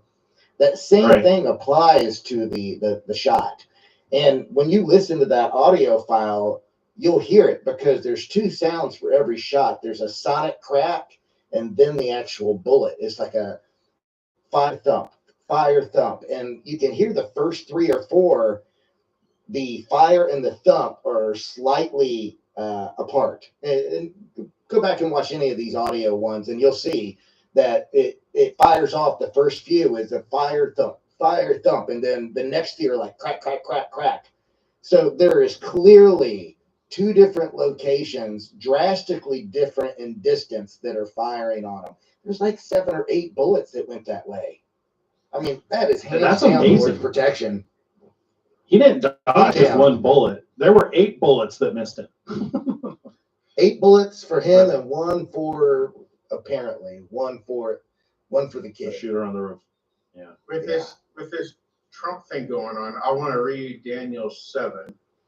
All right. It says 4 great beasts came up out of the sea from one another. So at the end of time, there's 4 great beasts on the earth, and the 4th one is the greatest of all. It overpowers the others. But the first one was, and this is in Daniel. I'm going to give some background. Daniel is supposed to be understood at the time of the end. It's not supposed to be understood 100 years ago or 3 years ago. It's in our time. So it says that the 4 great beasts came up out of the sea, different from one another. The first was like a lion. So if you go back to World War II, the lion and her cubs always refers to England, and eagle's wings. So the eagle is the mascot of the United States. Then I looked; its wings were plucked off. So gaining its independence, the wings are plucked off of this lion, of this cub, and then it was lifted up from the ground and made to stand on 2 feet like a man, Uncle Sam. So I'm trying to connect the dots. Okay. So, and the mind of a man was given to it. And behold, another beast, the second one like a bear. Well, we know the mascot is a bear applies to Russia. Mm-hmm. It was raised up on one side. It had 3 ribs and its mouth between its teeth, and it was told to rise, devour much flesh. Well, that's what they're doing in Ukraine. That's what Israel. It's what they plan to do with Israel, and that's why they're in Syria. Right. After this, I looked, and behold, another one like a leopard with 4 wings of a bird on its back. That imagery is parallels with Germany, one of the leading countries of Europe, or the leading country of Europe, with 4 wings of a bird on its back that would represent the 4th Reich. So you can just Google the 4th Reich, and you have the current government of Germany today. And Nazi Germany was the 3rd Reich. And the beast had 4 heads, and dominion was given over to it. And then the 4th beast is the one that comes up and has great iron teeth and devours all the others. But they're still allowed to continue. So Russia, Germany, and the United States are still allowed to continue, but they're diminished. And Donald Trump doesn't want to get in the affairs of all the world's problems. And so if he's headed into the tribulation, he'd be the guy that pulls back and keeps it and works on things at home rather than and so doing the beast is allowed to rise worldwide, the 4th beast. Yep. So that's kind of where we're at politically and Russia will collapse when they enter Israel. And Germany is already collapsing before us, and we can say the United States is collapsing as well as we speak. We have a president about ready to collapse. So yeah, I'm surprised that you don't think any of the seals have been open, because I don't know if you've seen my work. I think we're in seal number 4. The seals none of the seals are open. They have to because the church is in heaven, seen in heaven with the redeemed, the 24 elders being redeemed, and the only those that are redeemed is man, and that happens in chapter 5 of Revelation. Yeah. So the seals are open in the presence of the redeemed. I have a We'll different find out perspective soon. on that. Yeah. Have But- you seen our video on the 7 seals? But we're seeing mirrors of that today because we see the inflation rising, but we don't see a hamburger at $50 or $100. But we do see the inflation drastically increasing, and we don't see war on the worldwide scale yet. And the Have you seen our on this? Have you seen our video on the 7 seals? No. Yeah, it's a 3-hour video. If you don't want to watch the full 3-hour video, we cut it into short, like 20-minute segments and put it on a playlist. It's too much to get into right now at this late hour, but if you're interested in my opinion on the interpretation of Revelation, it might be worth your time. Yeah. Revelation, what happens between Revelation 6 through 19 has to compare to what happens in Matthew 24. So there's a correlation between the two. And so we're beginning to see some of these things, but the seals aren't open yet. But there's definitely the beginning of some of those events. Yeah, it seems like It something's definitely doesn't change overnight. It doesn't change overnight. And so we're seeing people. I mean, climate change. The climate is one subject that every time there's a big storm, that people are afraid. So, and the storms seem to be increasing. The heat seems to be increasing, so people are afraid, and that goes back to Matthew 24. yeah. Yep. Yes, sir. Well, cool. This was fun. I always appreciate you coming on, Craig. Yeah, So our Savior is great Jesus insight. Christ. It's not Donald Trump. So No, I don't think anybody is saying that Trump is a Messiah. Maybe an anointed one. I mean, the whole ear thing. There is there's supporting evidence for blood on the right ear that indicates being anointed or consecrated by God. But in no way do I think anybody thinks he's like takes the place of Jesus, is the Messiah.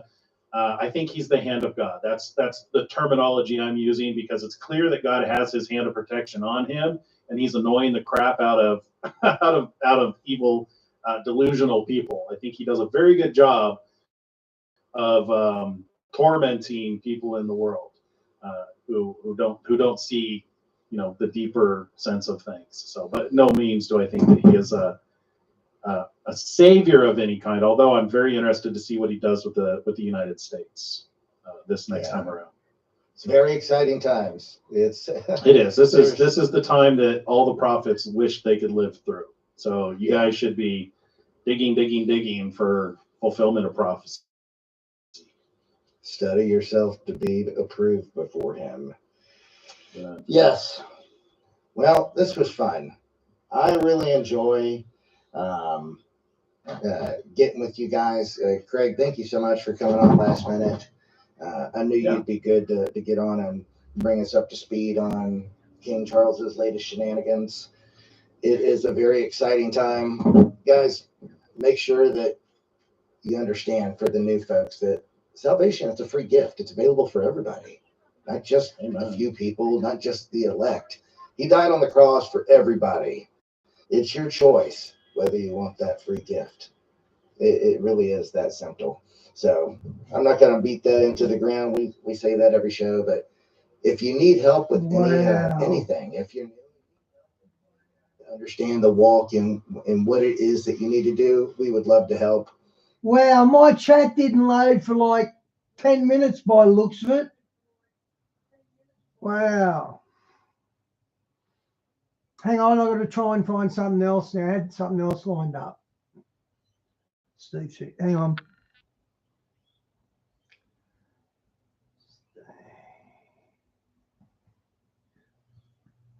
Hang on, guys.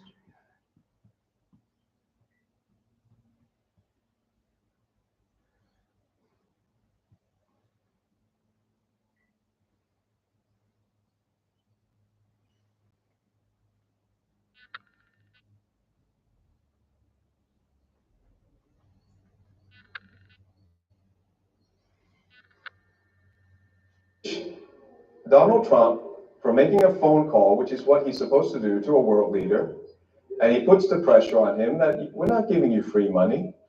We want you to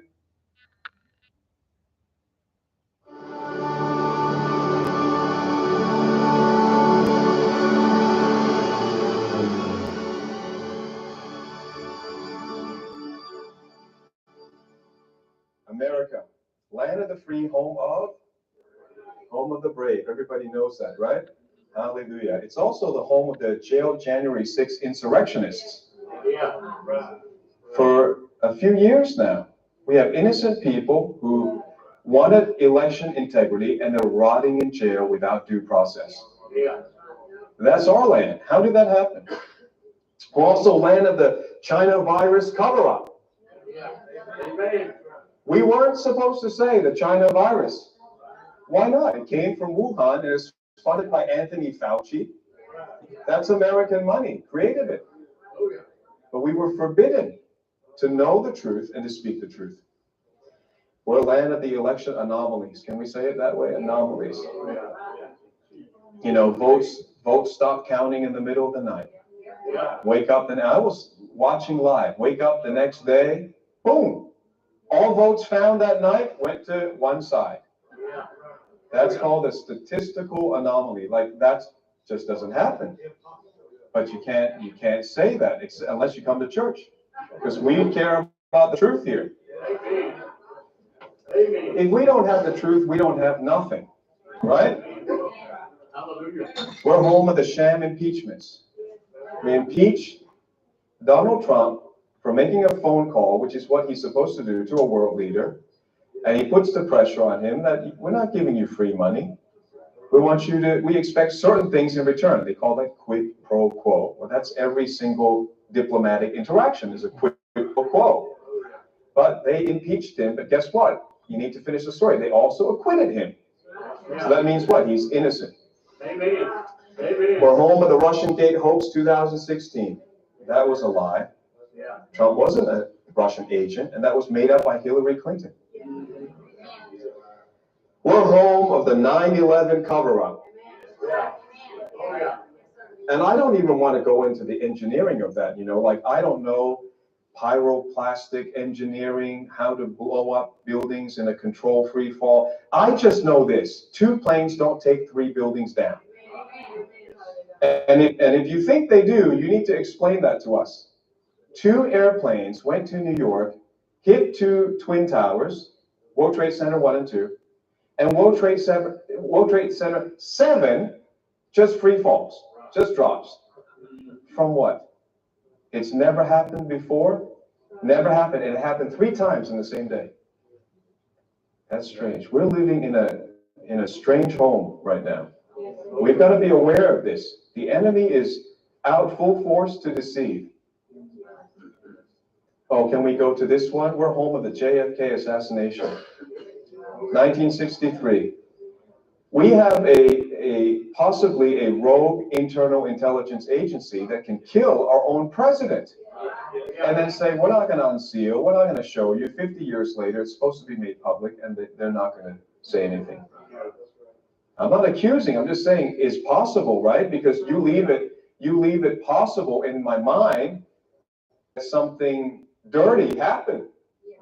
So why don't you come clean? But they won't come clean. So we're in a country where you can take out the democratically duly elected president. And we're supposed to be exporting democracy around the world. And yet this kind of stuff happens in our country. Well, it goes further than that. This is great propaganda. Spanish-American War. I know we don't remember this. 1898, Spanish-American War. We instigated this. Teddy Roosevelt instigated a war to plunder the Philippines, Guam, and Puerto Rico. So they're all ours right now.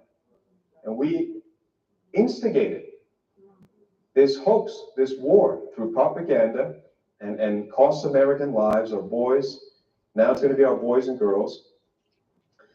The Civil War, maybe one of the greatest misinformations in America. Right? Now, I studied in the North. You guys are all the bad guys. The North was the good guy, the South was the bad guy. But you start studying it and you think, wait a second, this issue was about state sovereignty. And state sovereignty is what the Union was founded on, right? It's the whole premise of the United States of America. So, okay, there was slavery, that was bad, but there were other issues as well that are hidden now that we can't talk about. So, Honest Abe might not be that honest after all. But there's a propaganda that he's this just, like a saint of a president. And that's the way it's told, But I think that long before all this misinformation stuff, maybe the Civil War is the biggest piece of misinformation that we routinely feed our children. Now I don't see any Confederate flags. Nobody has them anymore, is it? You still got them? Yeah. You still got them. Yeah, we used to see them up north, even in Boston. I was up in Boston when I was a kid, and people flew them. And, you even have a cross on yours, don't you? There's a cross. Does that cross represent Jesus? What kind of cross is that on the Confederate? It's a Christian cross, right? Well, what's wrong with flying a Christian cross on your flag? Shouldn't be bad, right? But anyway, it's propaganda, and it's fed as now it's all about race. Well, there was some identity to the South before that kind of conflict, right? Okay, I won't get into it, but that's part of the propaganda here. We're home of the brave, also home of the Mexican War, 1846, 1848. This is the U.S. invasion of Mexico. We just flat out invaded Mexico after annexing Texas. And Ulysses Grant actually was a spiritual man, and he said that the Civil... It's 9 hours old. Tell you, it's only 9 hours old. War was divine retribution for this war, because he was in the Mexican War. And that's not taught anymore either, is it? Land of the free, home of the censorship, home of injustice, home of propaganda. Something has changed about this wonderful nation.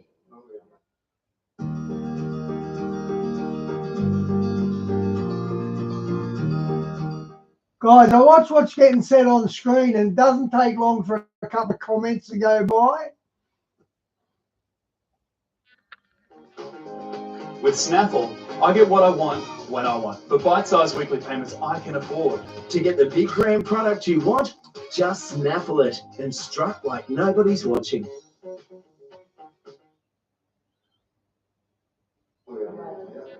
I left that ad on because Vast likes Aussie ads. The biggest issues you will see when you turn on the TV is just injustice after injustice. Here's a president they're going after him through lawfare, which is weaponizing the law. And they convicted him 34 times. They say, why 34 convictions? It's like convicting the same thing 34 times. And the same thing was just what they would call an error in accounting entry. Like, how do you account for paying a lawyer so that they can have a settlement so that he can protect his family from, people sue and they badger you and they harass you. So you can settle with people. That's a legal thing. So he settled with Stormy Daniel and said, I don't want to fight you about this. I want this to not bother my family. So it's entered as a legal payment.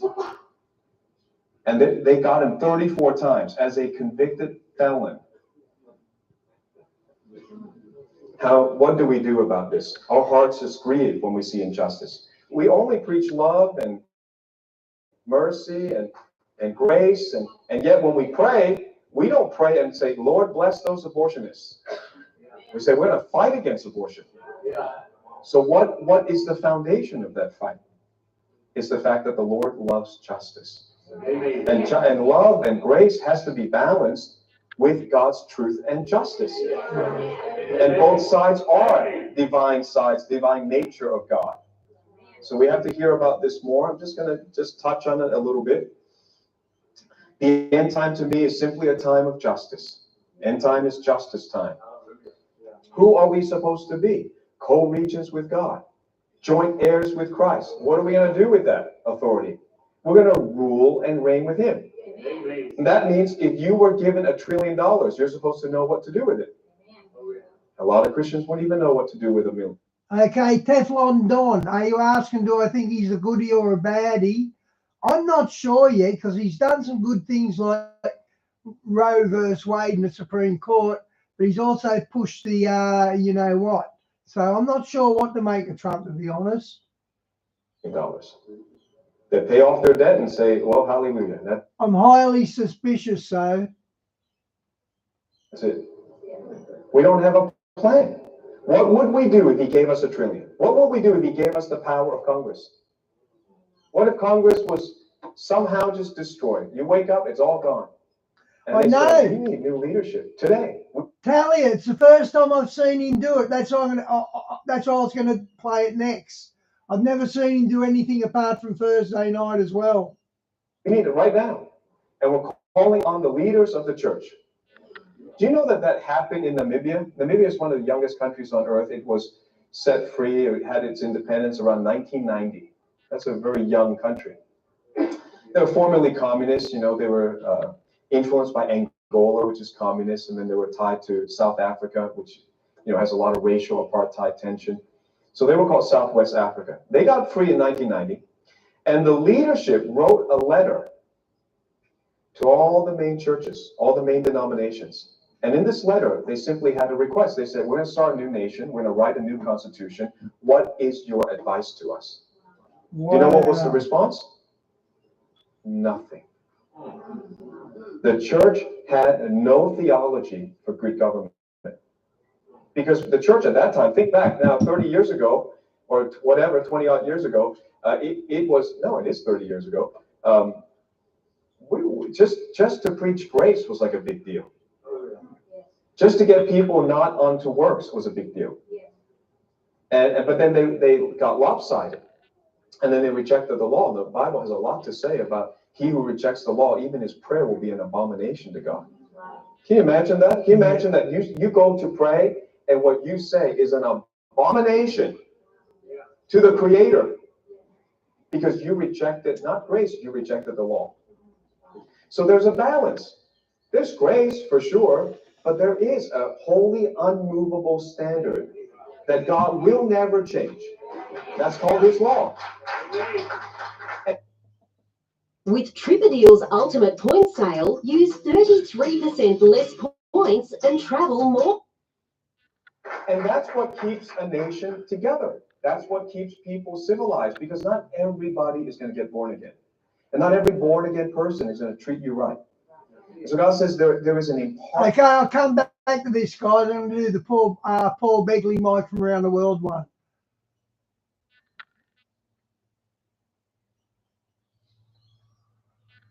Okay. Unto me, these are the true sayings of God. And I fell at his feet to worship him. And he said unto me, see thou... Okay, I don't know when Mike comes in, so I'm just going to scoot ahead and try and find it. And receive the mark of the beast. And then...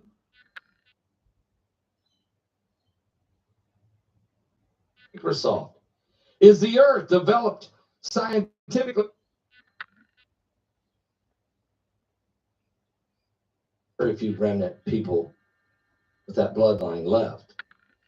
That's why when you look at the United States, you say, well, we're the greatest nation on earth, and we're never going to fall. We've got it all together.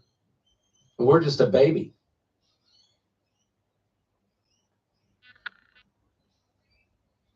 Populace is not going to be settled. Ah, now we got him. Hang on, guys. Tonight, we got your email, and I said, Heidi, let's see.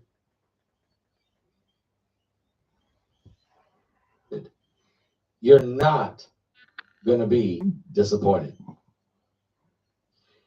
Yes, this will make our second unscheduled conversation with Mike 2 weekends in a row. We did Saturday night when the assassination attempt took place. We're going to do it again today with President Biden dropping out of the race, because because they've already. What about all the 14 million votes that was already cast? All the people that voted in the primary, their vote now does not matter because Biden has dropped out. Wow, I didn't think of that. That's so true. Wow. That's good for Trump. And so the delegates at the convention are going to determine who the candidate is for the Democrats. And this is crazy. This is really, really crazy. Joining us right now from some location somewhere around the world, it's Mike from around the world. God bless you, Pastor Paul. How you doing tonight, Mike? I'm doing pretty good. Strange world, though, but I'm doing pretty good. It really is. It really, really is. And I know tomorrow you and I are going to be filming for the Aliens Among Us, and I can't wait to hear what you got to say on that. But tonight, we got your email, and I said, Heidi, let's see. Maybe Mike, if he's free, maybe he'll come on tonight. So, yeah, strange world, Mike, isn't it? Yeah, it is. It really is. It really is. First of all, I'll tell you that email. I don't know if you read that email or not, but we're at a very volatile time, and a few surprises are in store, unfortunately.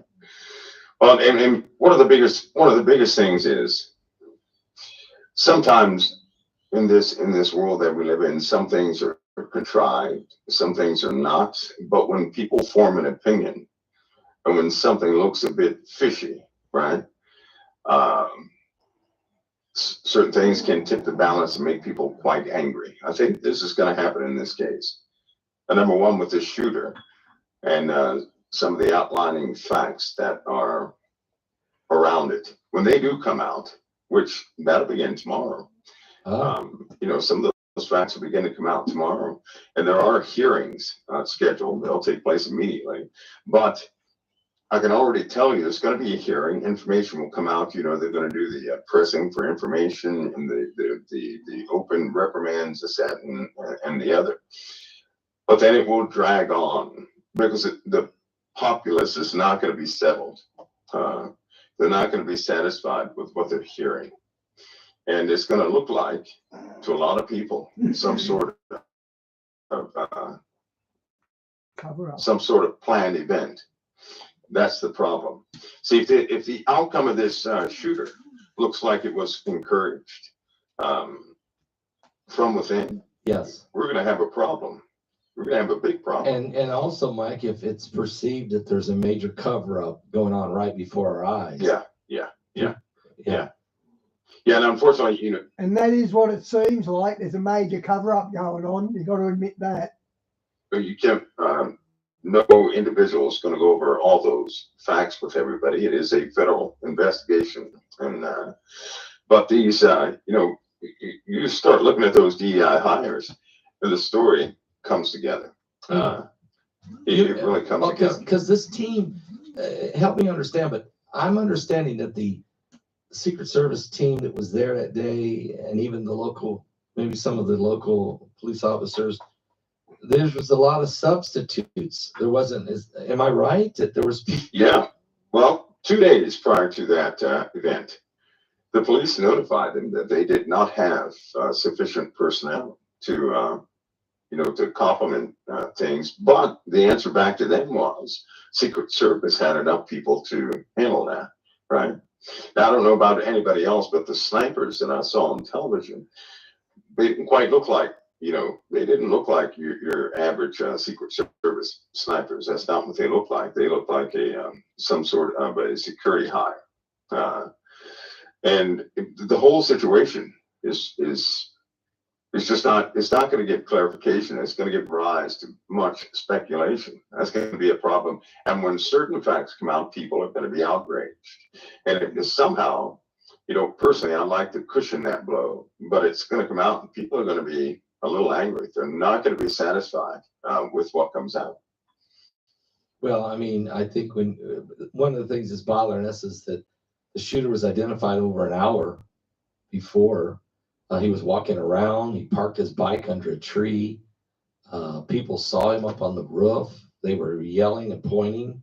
I mean, I'm talking video of this. They told the police. Yeah, they told the police he was on the roof. And of course, nothing worse than that, though. Secret Service, normal Secret Service, you're supposed to have a perimeter, right? Safety perimeter. Yes. With you need to match that perimeter with a maximum yield of explosives and rounds, 5.5, 6, and 0.62, and that's about 1,500 meters. Right, I believe they were 125 meters away. Yeah, something like that. He was. Right? So 100. It was very close. I mean, this was dinky. The perimeter was just dinky.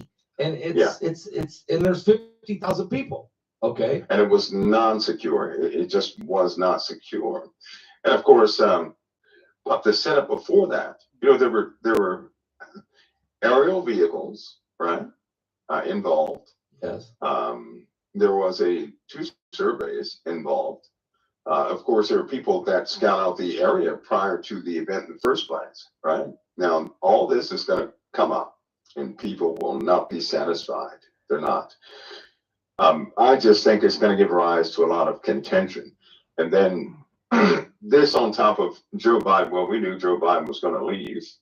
He was going to drop out. But some of the picks at the Democratic convention, it's going to look like it's some sort of competitive thing with the Democrats. It's not going to be a competitive thing. They've already made up their mind. It's quite clear.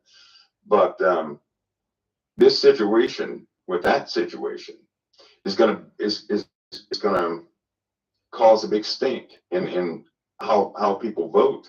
Perhaps, Paul, there's going to be this lingering issue, right? This lingering thing. Well, it's bringing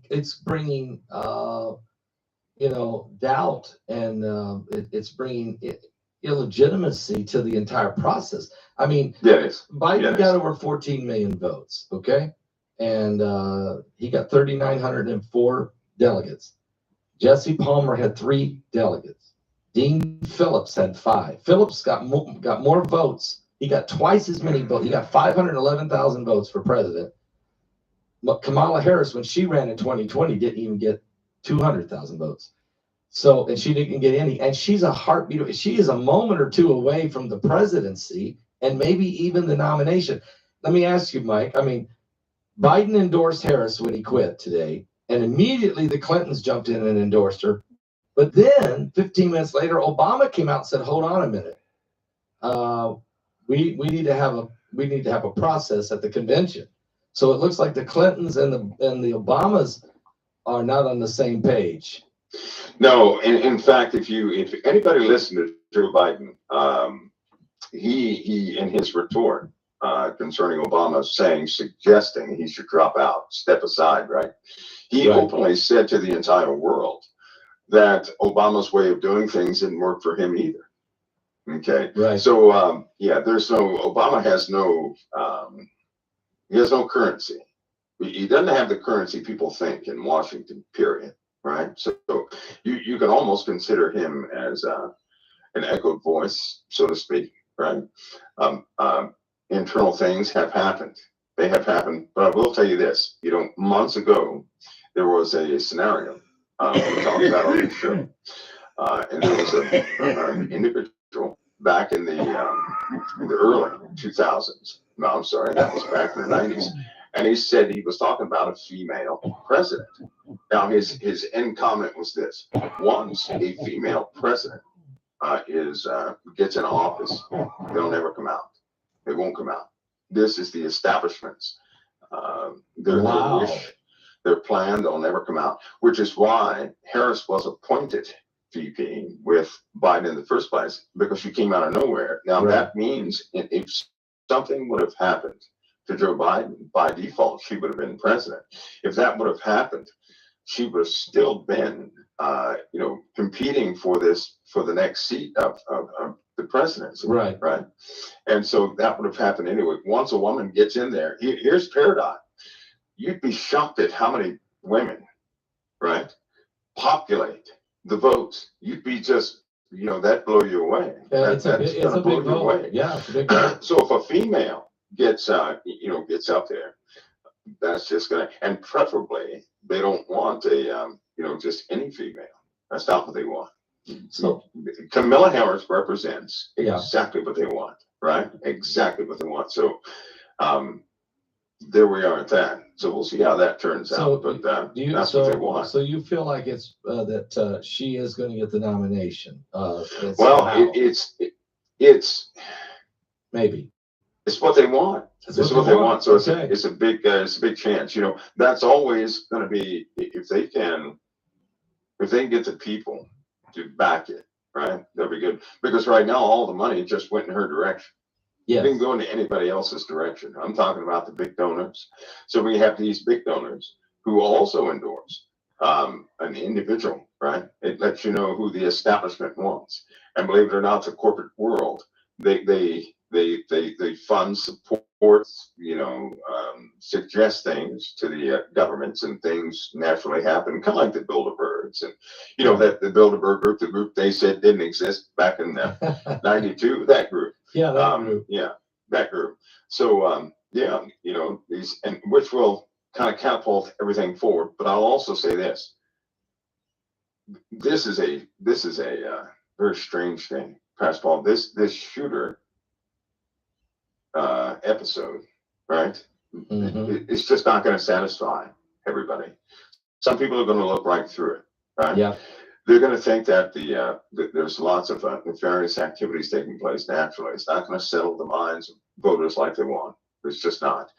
When that happens, it's going to happen at a very trying time. We have these there's some serious problems on this earth, and not all of them are caused by humanity, but it just so happens all this is happening in the same time frame, I guess you could say.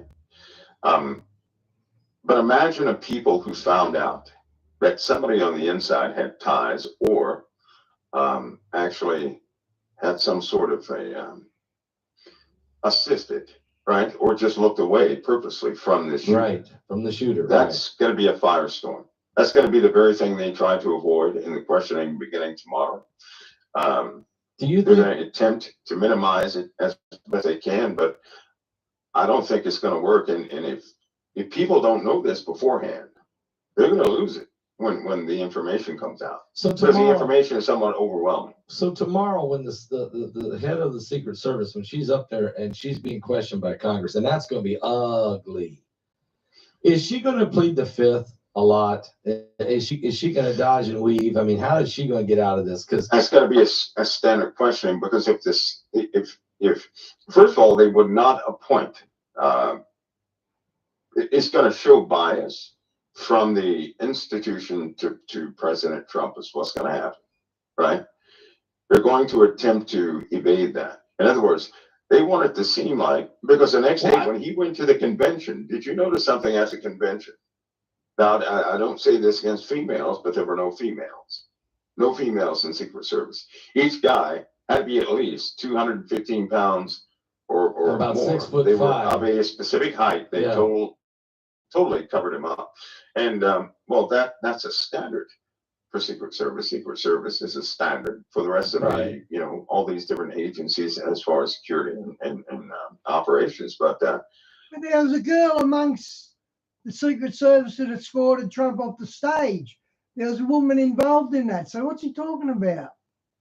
What President Trump had was not what you would call Secret Service. When's the last time Secret Service hid behind somebody? You don't hide behind the principal, right? You protect the principal at all costs. And these one person cowered down behind the truck, this, that, and the other. So it shows you they were more like admin personnel, right? I understand they were. Some of them were actually administrative personnel from the Department of Homeland Security. But hires, appointed several times. They didn't take it seriously. So, but that shows bias, does it not, in a very toxic environment that we live in anyway, as far as this polarization between Democrats and Republicans, and that warning of any right now we live at a time where the threat level is pretty high for presidential candidates and VPs, right? Yeah.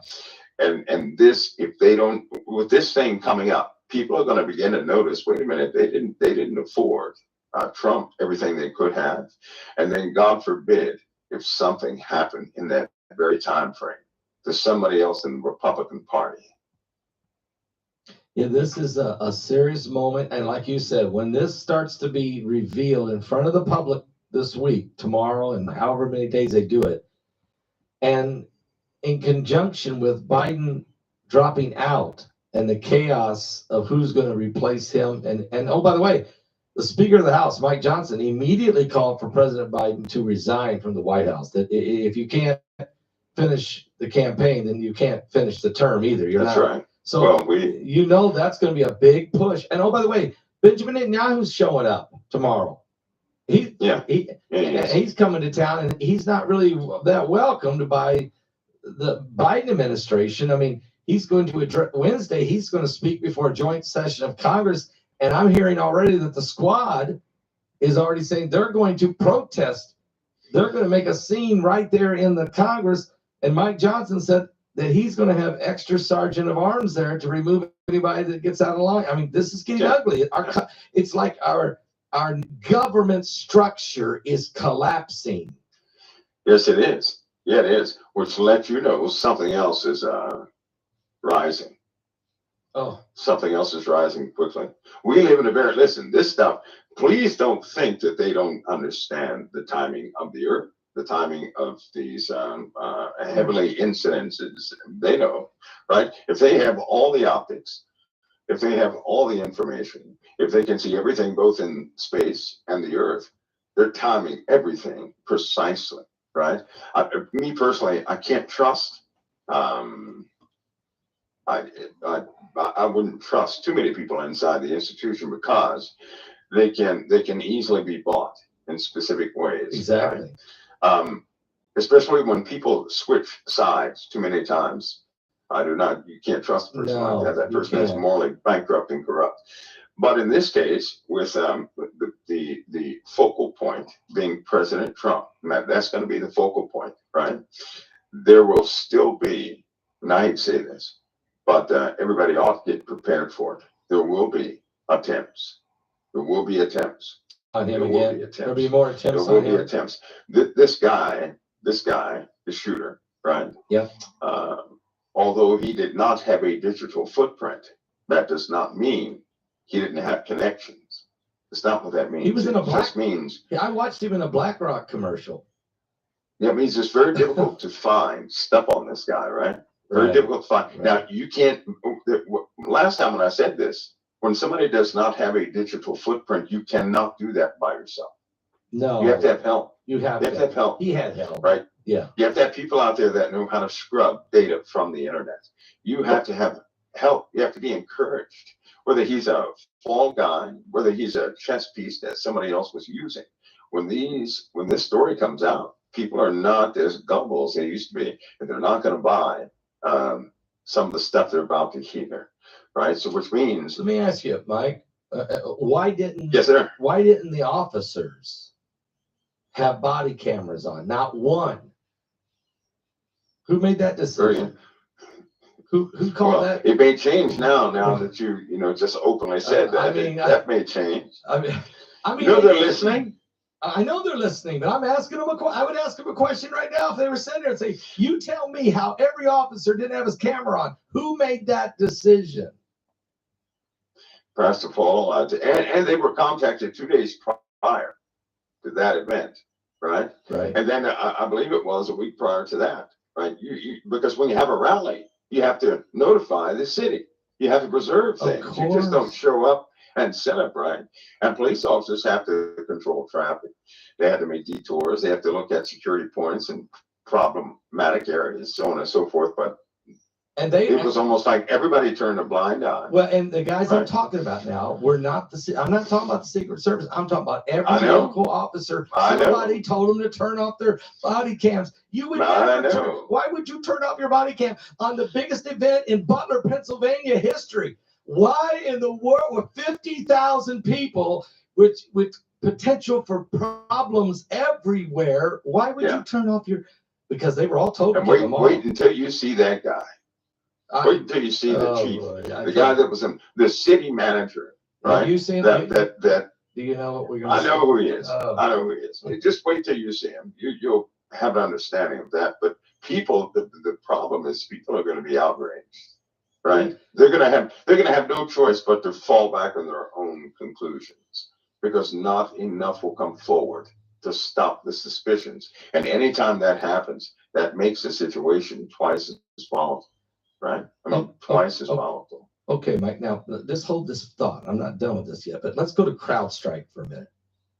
Okay, Mike, how in the world help me understand? I got two questions. I got another question for you. I did the body cam thing for you. I'm going to ask you about how in the world the Houthis got a drone into Tel Aviv to the Iron Dome in a minute. But before I do, I want to ask you, how in the world did CrowdStrike, how did we have hospitals, banks, airplanes, 911 service systems?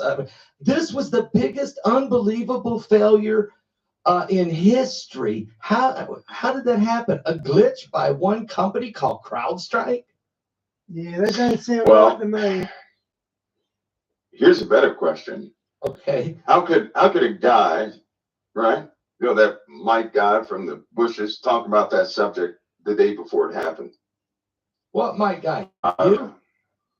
Yeah, I remember you that said around the world guy. Yeah, the around the world guy on Thursday night said, "Look out for a big," and it happened the next day. I know that that Mike guy. I had a couple talks about cybersecurity. I know you did. I know you did. Because because CrowdStrike is tied into Microsoft Windows and some other operating systems, right? What it really exposes is how vulnerable we are, right? CrowdStrike is simply, CrowdStrike is an embedded system that deals with security. They have to, it's just like, think of Norton antivirus, right?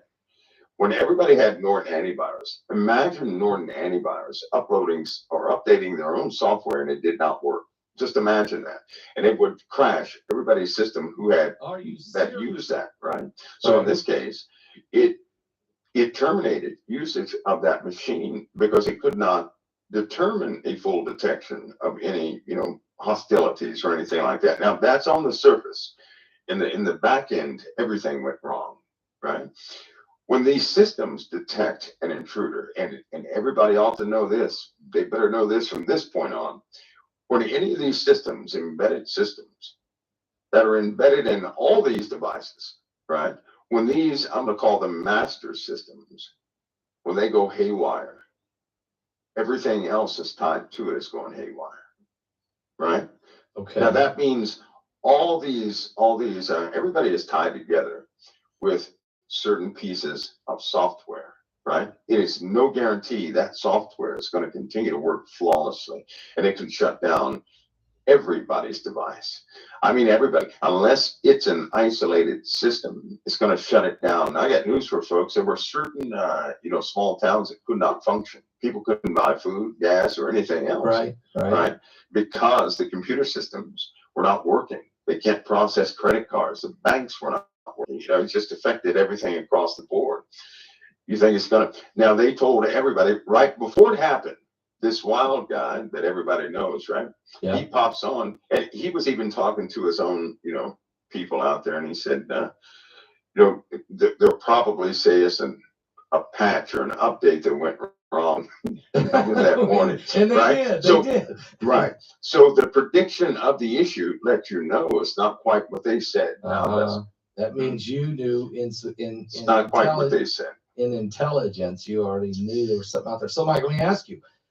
That means, in my opinion, I guess what you're saying is this was an attack, some type of cyber security attack, whether it was internally from the enemies within or externally from the enemies without.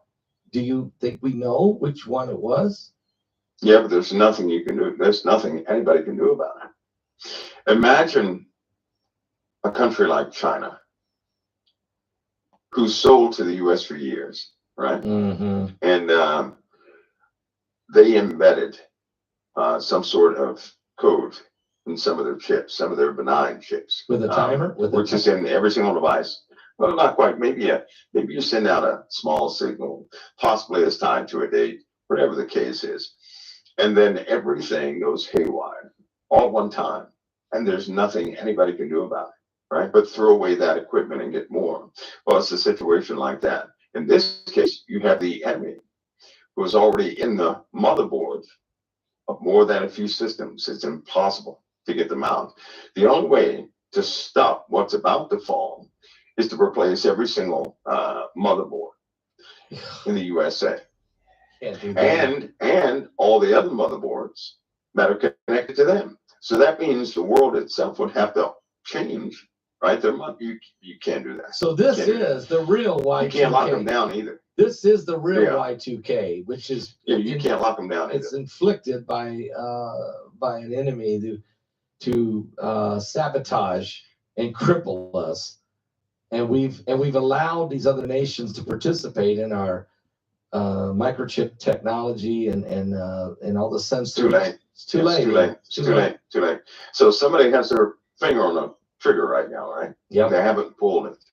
So which should let everybody know that there's some coordinated efforts despite no matter what the day looks like, have an understanding that somebody else can easily embed our systems right now. At any given moment, it can happen again. But see, we sometimes we don't catch on. We've had all of a sudden we had the cell phones go down. We've had that error, right? Yep. No answer, except for the news media coming back the same day. Now, first of all, if the system goes down, you can't come on 10 minutes and say it is not terrorist. It's not an attack. You can't say that. If anybody ever says that within 10 minutes, they have no idea what's happening. They have no idea what's happening. That's right. And you know what? Even that was told. So let me spill Yes, beans. they did. I told everybody before this happened, Pascal. It was going to happen. I did it I told them details. And that morning, at 3 a.m. in the morning, before they got on the news, I told everybody what they were going to say, in the hopes that people would realize that we're headed down a path that's absolutely biblical, right? Yes. And they know about it. Yes. Now, there's nothing they can do about the natural things, right? They can't do anything about that. There are devastations forming right now that people can't even see, and they're forming right now. It's going to be a difficult and tough time for a lot of folks. They know this, but they're going to time, their little rise or their little door opening at the same time that these difficulties are at their worst moment. They're going to take advantage of us at the yes, most they are. They are. Okay, let me ask you a question too, because when you mentioned it, if you hear them saying that kind of thing, just like the assassination attempt on Trump, 15 minutes after it happened, the White House said that they had intel that it was Iran. Yep. Well, yeah, they do that. Now, here's why they said that. They tried to cover themselves. Right. It's just so foolish. But Iran put out two statements. One was a month ago. The last one was a month ago. The last one was about 2 weeks ago. So you had 1 month ago, 2 weeks ago, that they were encouraging everybody to hit the U.S. Everybody. No right? Yeah. Now, despite that message, who would want to do a deal with Iran when they're giving messages like that? Anyway, they did that. And so the first thing the White House did was to say, to try and tie that to some state activity, which they always do that. They will always do that. When they have a lapse in security, they always do things like that. It doesn't mean Iran was not involved somehow. It just means they didn't know what was going on, right? That they totally dropped the ball. More than that, their plan didn't work. Something didn't work right. Something failed. Normally that happens in a security failure, is they will bring up Iran, they'll bring up, China or Russia, and say that it's, them, because they just had a big failure. But Pastor, it's not over. See, these are hints. This is a foreshadowing. And if that was, I can't help but to think it was a very close call. It's a very close call. Well, Mike, will Trump stay indoors now? Will he do any more outdoor rallies, or do you think he's going to keep it in now? Well, he's got real Secret Service, right? Okay. And so the real Secret Service will dictate what he can and cannot do. If there's a threat, they're not going to let him on the stage. They're just not going to do it. Because the real ones aren't going to. You aren't going to. That's right. They're not going to do it. Yeah. Okay. That's right. Because he's not. And the only alternative is to put him in a box where he can speak. I don't think he's going to speak in a box. No.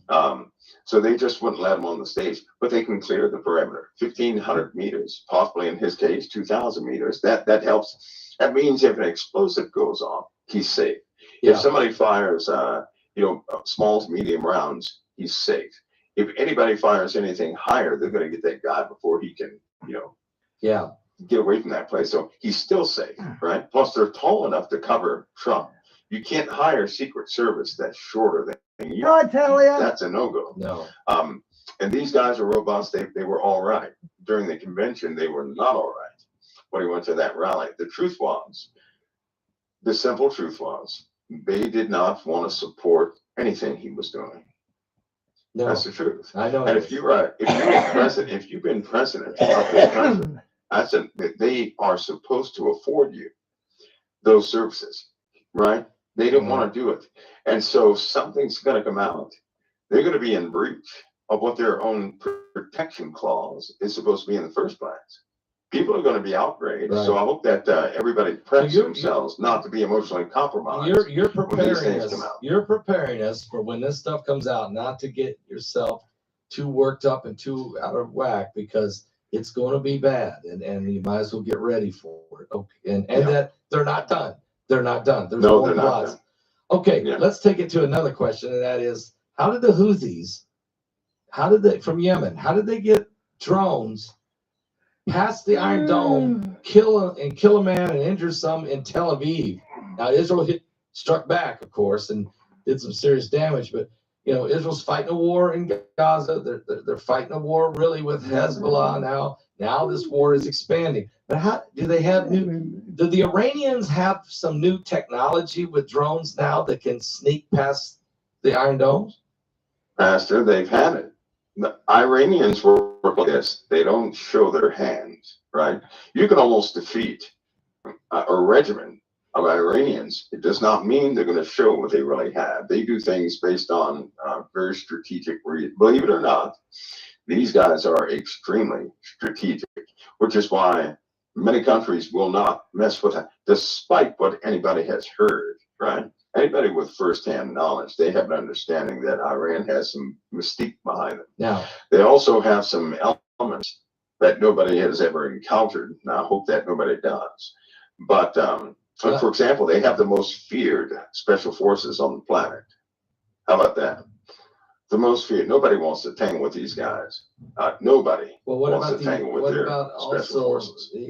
Egypt and Saudi Arabia airspace? Saudi Arabia is denying that they let the Houthis use their airspace. They'll always do that. And the Egyptians. So that's why they're going to be wiped off the map. They will. They will. So, in other words, there may be some collaboration going on with the Egyptians, or maybe just Saudi Arabians, or both. I don't know, but Saudi takes a neutral. They're always going to take this neutral position, not to put themselves in harm's way until their army is totally built up. And keep in mind, at the beginning of the year, they were building an air defense forces. They're not there yet, right? So they can't really say anything. In Iran, they're the ones that captured our drones some years back. They also shut down 2 of our battleships. They also disrupted communications on an aircraft carrier 3 times so far. So they have some special adaptations to technology, right? Very special. How did this come about? Because they had the best scientists in the world working there for many years. Some of the same scientists that are at CERN, right, were working for Iran. Now, when it comes to science in the international community, they're non-combatants, so they're all over the place. They could be, in China. They're certainly in space right now over our heads, working together while everybody else is at war with each other. They still collaborate on all ideas. And so technology has advanced. There's something akin to almost like you know what a tractor beam is, right? What? So a tractor beam, okay, like a beam, that little beam they used to show in Star Trek a long time ago, that would, right. So they have a technology based on sound and based on these, I guess you'd call them negative pulses, right? That can stop communications. I mean, just seize communications. They took control of one of our drones, which means they hacked the internal communications. Hijack. Which is impossible. You can't do that to one of our drones. Even on the inside of that drone, it has encrypted communication component to component. There's no line-to-line communication in that drone. It's all encrypted. And there's separate components that talk to each other inside the drone. They're not hardwired to communicate with each other. They do that so if somebody tries to get that drone, they still won't be able to make all the components work. These guys remotely controlled that thing all the way down to the airport, which means they already knew about the technology. They deciphered the technology, right?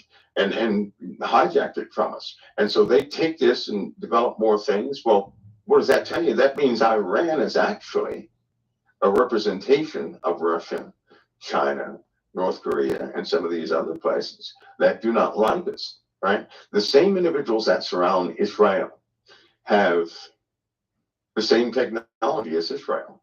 They know how to get beyond the Iron Dome. They've been probing for years, right? They already know they can get it through overwhelming it, but they understand how the system works. How is that?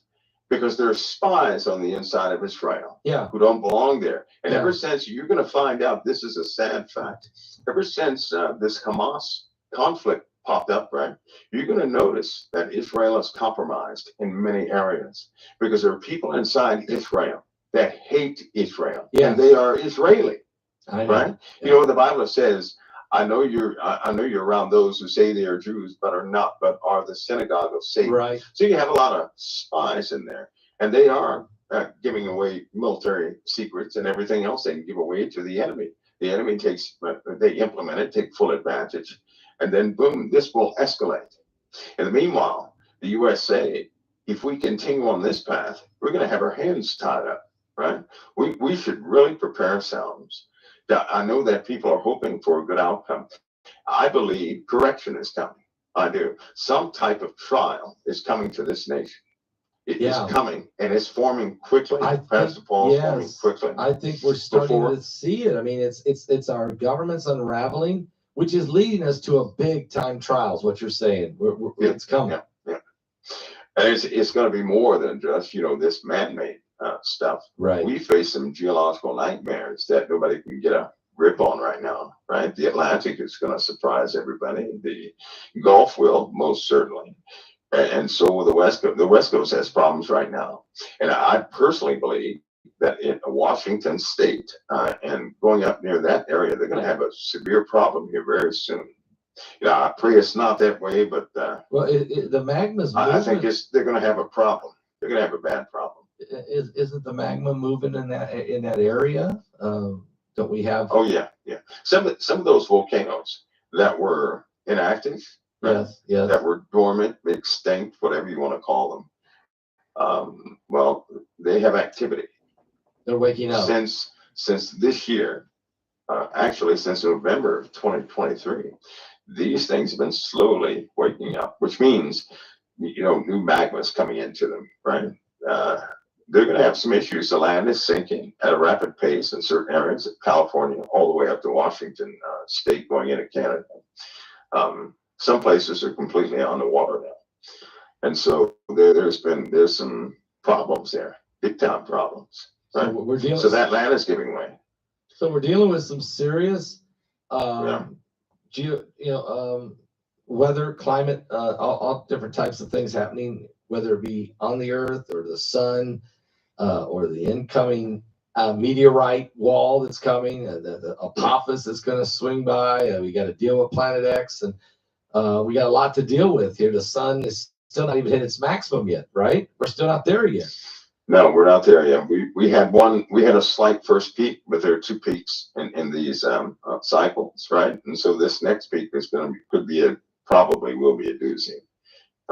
Also, Pastor Paul, I believe we are in this period now where volcanoes are about to go off all across the earth. I say that because they not only did they pinpoint external influences, but some of the forces from those external influences. They're building special adaptations. They're going to launch them, I believe, next month or September or October, just to start to track some of these exotic influences that are starting to really change some things on our planet. What that means is people are going to see magma in places they never thought volcanoes existed, right? That will happen. We're going to have land swells within the USA and other places. A few things will begin to happen that are not favorable. Why is the moon drifting away? It's drifting away slowly. Is this gravitational pull or By lasers, they track that by lasers. It's been doing that, right? yeah. But the rate at which it is retracting. Now they do this by a very specific formula, Pascal, because you have a time when the orbit of the moon is at a closer radius than at other times, and then it goes back. So it's oscillating, even in its orbit. That's natural. That's oscillating. natural. Yeah. So yeah, but it is widening. But that's not the only thing widening, right? You have the inner planets that are starting to alter their course as far as orbits. So everything that governs stable celestial mechanics from Earth to the interior planets is subject to be disrupted, right? Yeah, it's disrupted it. One of the planets on the inside, right? Mercury. Okay. It is thought that Mercury, man, this is an odd fact. It'll gain more traction among the people as they get to see it. But some of these planets, Pascal, it's probably smart to say they haven't been there for as long as we think, right? Not in the orbit like we see it today, which means one of those planets was dislodged. And it came very close to Earth, and it caused a great amount of damage on the Earth. Okay. And they suspect it's about to happen again because of the property changes, right? You're essentially looking at a magnetic ball, and you have a sun which sends out solar pulses, right? Everybody knows that heat can kill a magnet, right? Heat can. So with these pulses the sun is sending out, if it breaks the magnetism or disrupts it on a side of that planet, it's going to cause it to wobble. It's stable. It's settled itself in an orbit pretty good, but the magnetic forces are enormous, right? On that going out to the other planets, it's enormous. And although it's not enough for, it's not as much as you would think, but if it loses that balance, it will shift out of orbit. And they believe that planet is going to be one of the first ones that starts to shift. That affects everything else. Yeah, well, slowly but surely it will. Yeah. It will, slowly but surely. Well, it sounds like, Mike, there's a lot of issues going at the same time. There is. And so we don't need all this upheaval within our own government and our own electoral process again. Got it. It's people are going to lose faith, and it's going to be a tough week, right? Yeah, it is. This will be the beginning of it. But you know what, Pascal, I can't help to say this. I still believe that the Lord's appointed believers, the real believers, right? Yes. They're gonna quickly burn out on this worldly stuff, right? And when they do stand up, because they'll get a chance, they'll begin to see people burn themselves out. Evil's going to rise, but evil's going to be thrust into absolute darkness. Amen. Amen. But the real believers, right? They're going to get tired of sitting at home. They're going to get up and start doing things about it. We're going to have an extra push. That's what we'll have, an extra push. Because I believe the only change that we're actually going to see in any godly direction is if we get up and do it. That's what I believe. Well, there you go. And that's probably what's going to happen. What you're saying is you're going to see a move. You're going to see a move. Get up and move. It's going to make a difference. Yeah. Amen. I do believe that. Yeah. Well, Mike, I appreciate you coming on. I don't want to keep you here all night, but I just wanted to appreciate you taking the time out to come in on a Sunday night. This is big news, and things are moving big. And every time something like this huge happens, I think, we probably should see if Mike can come on tonight. Let's talk about it, because things are we're seeing big shifts, big paradigm shifts taking place, right? And crazy things happen. Wait till tomorrow. I'm going to be I'm looking forward to that. I'm looking forward to that, basketball. As I said before, it's a very close subject to me. Yes, right? yes. It's one of the reasons I began to, start doing what I'm doing. Right? It is because I know what everybody's about to encounter, and some people on this earth this year in 2024, right? Their lives are forever altered, and it's only a matter of a very short time that this same thing everybody will be exposed to. Everybody. I don't know what's on the other side of that or how people are going to come out, but I will tell you this. is going to challenge everything within a person. So I hope that they're rooted and grounded now. I really do. In Christ. Put your faith in Jesus Christ yes. right now, not in man. Amen. Yep. All right. We'll be watching tomorrow. Okay, guys, I'm out. God Mike, bless. thank you so again, brother. Thank you so much for coming and being with us tonight. Thank you. And I'll see you tomorrow anyway, with taping the